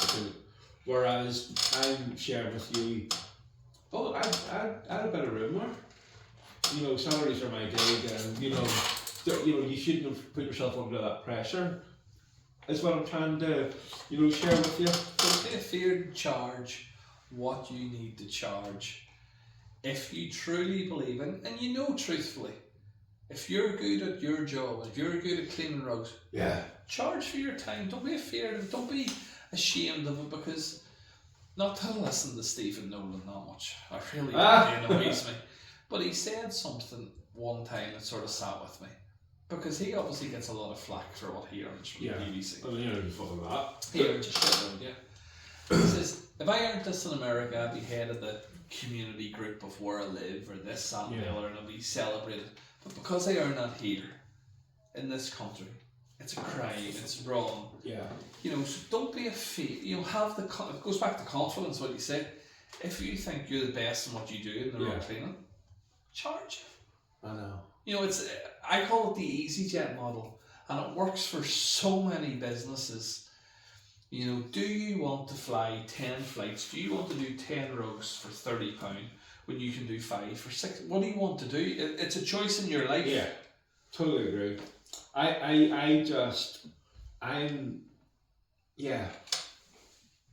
This is maybe my opportunity to go, do you know what? How do you perceive it? And whether this belief's right or wrong, now is maybe the time to question it. But I want to give like value for money, and that's fine. But there's an underlying issue with me that doesn't want to be seen as the guy that's ripping the arse out of it. Now, so what do you do? There's things that we do in our business that we know other companies don't. We literally take you from that first phone call, and we hold your hand, and we do everything right through to Sarah drops an invoice on your email on Monday morning after your event. Everything. Yeah. But you pay for that. Yeah. And for some people that's above their budget, and that's fine. Don't abuse me and say, oh, you're ripping me off. It's not. There's a value to it. It's like you can drive a cheap car, or you can drive a BMW or a Mercedes. Yeah. It's what you want. I suppose it's kind of like, I don't want to ever be seen as the guy that's... You care about your customers, I can tell that straight away. I do. So that is worth money in itself. I'd rather, how would you put it? I would rather, not that I ever lose, because I'm making good profit, because I know my costs, but it's not about that. It's about the people for me. I'd rather be the people's carpet cleaner. You know what I mean? I don't want to be... So do I want to be that person, but if you know what I'm trying to really dig deep and get to the bottom of it, because I know for a fact I could charge way more. But I don't want to be... Maybe I'm not even being the guy, it's just a perception, but I don't want to be the guy that's ripping the arse out of it. But even if I increased my prices by 25%, I'm still only touching the border of affordable. I'm not even close to the guy that's ripping the arse out of it. So even through that wee bit of... Ripping the arse out of it, you've got to move away from that term, ripping the arse. I don't like people like that. And I don't want to be that guy. Because I'm like you. I can probably tie my fucking shoelaces. So then... I've got a toolkit, but I don't know how to use it. So I'll always get a guy in. Tommy always slides me, and Tommy will need this done, that done, and you know, I'll get a guy in. You know, you need this done, that done, I'll get a guy in. So if I have an idea of what this costs and what that costs, so I'm the kind of guy that I'm busy, I'm working, I have my own shit. What do you need done, love? No problem, I'll get a guy in. But I know that them guys are charging, you know, they're ripping the arse out of it. But they get paid, but I don't phone them back again. I have a very close-knit group of suppliers. Do you know what I mean now? I want that repeat custom, I want that friendship, I want that, like, for example, see when I go to a customer's home, they bring out the tea and the biscuits and the chit chat, and I love that. I eat the biscuits and I drink the coffee and we talk about shit, right? I know, me being me, see if I was ripping the arse out of it, I couldn't look them in the eye. I would say, don't worry about the tea and the biscuits, love, I'll you know, I charge what I charge and they're happy, I'm happy. Are you happy? Because you're saying you're burnt out. Yeah. This is this podcast flipping around like I'm the host. I know. Like, are you happy? If you're happy, great. You've nailed it. Yeah. Don't worry about it. Forget about it. But the fear is, if I need 2 weeks off, they're like, just bounce back a little bit. You know, I just need a wee massage. I need to go and do some, you know, fucking seaweed bath therapy. I just need to go to a plunge pool. I just need to. You ever done that? Seaweed bath? It's the one in Newcastle. Watch it on TV. I'm big into sea swimming. I like the sea swimming. I've done the It sea clears my head. Mate. Saying the worst mental health advocate, I'm not very good at it. No, but I don't understand. you've done the sea swimming. I love the sea swimming. It's Have you got a wee plunge pool at home? I do. I have a Luma. Yeah. I have a Luma. So I've done a TikTok on it. Love it. Humour me, right? What got you attracted to it, right? What? And Sea swimming and the Luma. We'll do the limo because I suppose that's easier. Wife bought it for me for Father's Day, or my boy bought it for me for Father's Day. Yeah, But once I was into the sea swimming, we lived in. Oh, right, you done the sea So swimming Helen's, yeah, done the sea swimming. I was a cold. I was another. Listen, I followed the trends in COVID, but it stuck. And what, like, even there 2 nights ago, I went down to Skipperstone. I had a real tough day driving. Yeah. My eyes got very heavy. Yeah. A lot of stuff in my head. And I was like, sir, can we go see? I'm safety conscious because we've got caught in the rip. Now, I'm a decent swimmer, but we've been caught in the rip current once and it was scary. Fuck off. You got caught in the rip current in Helen's Fuck Bay off. one day. So you know when the rip's just a float? Yeah, but see when you're in it. Yeah, of course. So I'll go back to the rip current thing first of all. When I You were both caught in it? Yeah, 2 of us. So we have all of us swam How far together. did it take you? If you know Helen's Bay, we used to swim out to the buoy. There was a buoy, I think it was about 100 metres out, and the tide was fully in. So we swam out, and it was a wee bit choppy this time. We used to go out, kiss the buoy. This was our thing, Yeah. kiss the buoy. And swam back in. I was like, sir, it's a bit choppy here. I says, but the tide's coming in. I says, we'll be good. I says, we'll fight it out. We'll kiss the buoy. And then Colonel took you back. Colonel takes back. So we kissed the boy and turned. Yeah, we're good. Started swimming back. And the boy passed us. As in, we were going backwards. And she looked at me and I looked at her. Now she was as much, and I'm a better swimmer than what she is. But she was more composed. She was more composed. I shot myself, I don't mind telling. What was it like? Like a It, whip? honestly, no. It's like somebody's gently tugging on your feet and your ankles and just pulling you backwards. Did you just go under a wee bit? No, didn't go under, just backwards. Just backwards. Woo! And I was like, oh my god. I said, we're going backwards. And it was like, what do you do? What do you do? You know, all the YouTube things, RNLI things that you've read. You float. Well, what I had picked up was swim sideways. So the big house down there, now not the big fancy house, the big Your house. house. Your house. Big house that looks like a nursing home. Not sure Yeah. it is a nursing home. If that's your house, sorry, it looks like a nursing home, but it's the one on the right. We literally turned sideways and swam towards it. And then went, are we out of it? We tried to swim for no, we weren't out of it. Done it again, went another 20 metres, and we'll get out of it. Whoa! Now we always went in with toe floats. I've made TikToks of this. We've always had that, you know, people make fun of the sea swimmers of that toe float. No, but you need See if I that. get tired of it, I can hang in that. Even as a bigger guy, I can hang in that and it rests me. I will swim in. But I will, like, even whenever I come back here in Sarah's, I'll not go down the Skipperstone meal. No.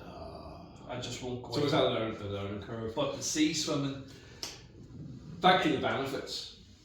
It's a complete head clear. Yeah. Reset. It's my reset button. Yeah. And how long have you been doing that? Since COVID. Since 4 COVID. years, So and 4 like, fucking years. So in COVID, like we would be regular. Even like this week, well, we have sea swam. Obviously, we don't bring our ice bath down the caravan at Bangor. It's at home. But this week we've sea swam 3 times, and if we're at home, we did it from January that we're ice bathing every day. We've done it for a month and a half, 2 months every night. Through the winter? Through the winter. I stopped it. No, we love that's when we most prefer it. Oh really? Yeah.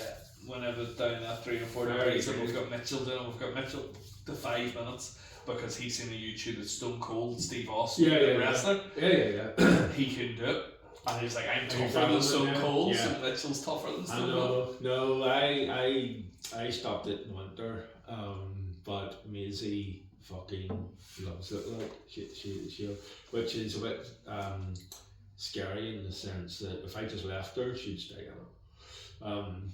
But no, I loved it for, you know, all the right benefits. Like, It's awesome. but Makes me feel great. that's fucking crazy that you were cutting her out. Just like, yeah. and Just survived it. Bay. Oh, listen. I panicked in the sense that, holy shit, where am I going to stop the fucking stena line here? You know. Yeah. So what Sir- are we talking here? 50 past meters, the- 100 past the- meters? Did so it just? we got to And the were you point. and Sarah like aligned? Like it Yeah, just so whipped we yous? always swam together. I'm a bit faster than Sarah, so I would have got to the boy quicker than her, and I hang And on. the whip happened at the No, same I didn't. time. No. It was never a whip. It was all very gentle. We got to the boy, and I hang on the boy, and wait for Sarah to get there. And we've done this stupid thing. We used to kiss him. I know, I love that. You kiss the boy, and then you swam around the boy, and you started to head back to the beach. That was our whole drive to Belfast, or drive to Helens Bay. Yeah. Get in the coats. We're them ones with the coats, and we drive home. We get a hot shower when we get home, and we kissed the boy, and we just started to come in. So we obviously took off at the same time, and we started swimming. And the boy went past us, and she looked at What? me and looked at, you know, Yeah, and you just left it. hang on a second, I'm not doing backstroke here.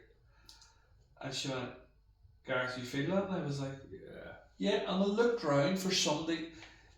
There's the odd sea lion down there in the odd dolphin. And I was like, I've been fucking caught by a sea lion, because that would be a freak too. Like, I would shot myself. Was that just the wave hitting you? Or did It the was boy just, hit I you? don't know, it was just, it just Was felt a like force? somebody was just gently tugging you. And I brought my toe float in, I hugged it, and I thought, I went, Sarah, let's swim sideways.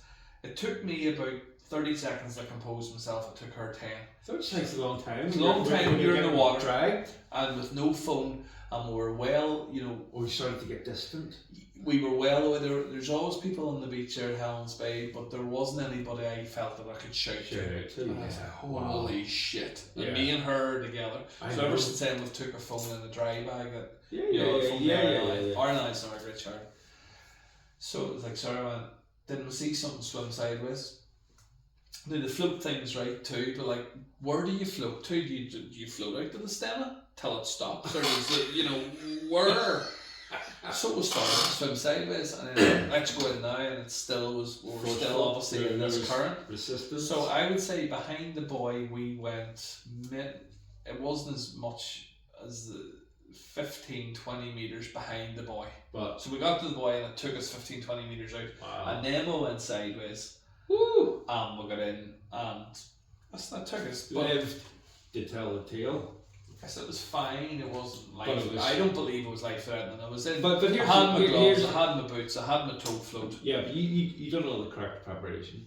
There's people out there potentially doing that without the boy, blah blah blah. Don't go in. I've made a TikTok about Yeah. what the benefits of sea swimming. Yeah. Clears your head, but don't ever go in with a toe float. Without a toe float. Yeah. They're a and stupid little just £10 as- thing out of the catalog. As a wee caveat to that, I believe that you just need to take a deep breath and float it I've out. seen that recently there. Yeah, They aren't float allowed it without out. float. But as you say, when that type of threat is fucked, yeah, and your missus together, yeah. See, whenever that hits you, and you're then having to So Crazy. we love the sea swimming. It's my unwind. And what month was that? What month was that? I couldn't tell you. I wouldn't remember. I as I say, I would do it in the spring, summer, and I would do the wee ice bath thing in the winter and stuff. Effing brave enough. That's our drive. Our driving force. So why do we work so hard? We work like 7-day weeks. I don't count hours. I'm not No. one of these people. I don't think you can. Again, listen. Not If good you enough. read the book on how to run a business, it'll tell you keep track of your hours and everything else. No, It doesn't work for me. It's not a thing. It doesn't work for me because There's a famous book called The 4 Hour Week. Your mom first. Yeah. No, You know, so where do my hours clock off? So do my hours start today whenever I left Bangor at what time did I leave Bangor? 8:30, and if I left the job early at 3:30 to come here. There's an element of this is work. Let's This face it. is Yeah, work. this is crack and work. Okay, so that's joy it's on your own But business. it's marketing. It's which market is, you, it's market me, it's everything. It's a factor of work. Yeah, so it's a portion of work. Absolutely. I'll go home tonight. No, I'm not doing anything tonight. I'll tell you the truth. What's for dinner though? Have you had dinner yet? No. Neither have I. It's 10 to 9, so Yeah. like I'm hoping I get a kebab, no bread, out of Piccolo's. kebab then? Okay. I'd say if she picks me up and she hasn't, if she'll pick me up and she hasn't had a drink, I can convince her for a little glass of Malbec Okay. in the Rabbit. No. Rabbit's really looking after us. Where are you living now then? Well, technically at the minute, have you not seen my humble home? You're not still in Dundonald. So I live in Dundonald, yes. So right? you're talking about the Rabbit Hotel? No. Oh, the Rabbit Rooms? Rabbit Room. Oh! So, It's because let me see. I just get down to the Rabbit. So, You know, a man of your stature, when you say rabbit, you know, I assumed Tumble Patrick. that's good. I've been there once. Nice. Been there once. Let me see if I can find this for you. So, because the wheel is always there and it goes back to the hour thing, like we're up in the morning, check, we're doing our own security, everything. I stay on site. Yes. So we stay in what's called, we call it an American wagon, some people might call it an American caravan. You'll see it that whenever they're making movies. So that is, take you inside my little home away from home, my 45-foot American fifth wheel trailer, which is the Heritage Glen by Forest River. Let's take a look See the way it's just the colour? 5%. Fabric. 5%. This is me living dining area with our big screen TV. So that's what we stay in Banter. We live on site in Banter. Stop that.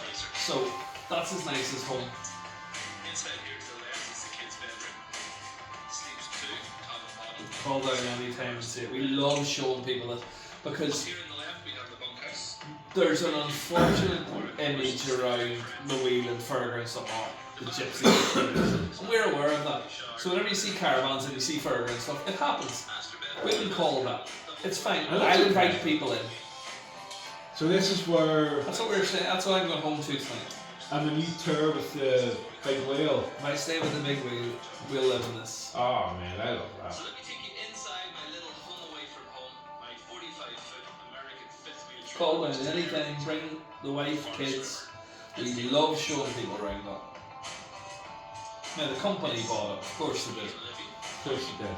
But take nothing away from But my little boy goes to school back in McDonald from that Monday morning. So Yeah. they'll leave here 20 past 8.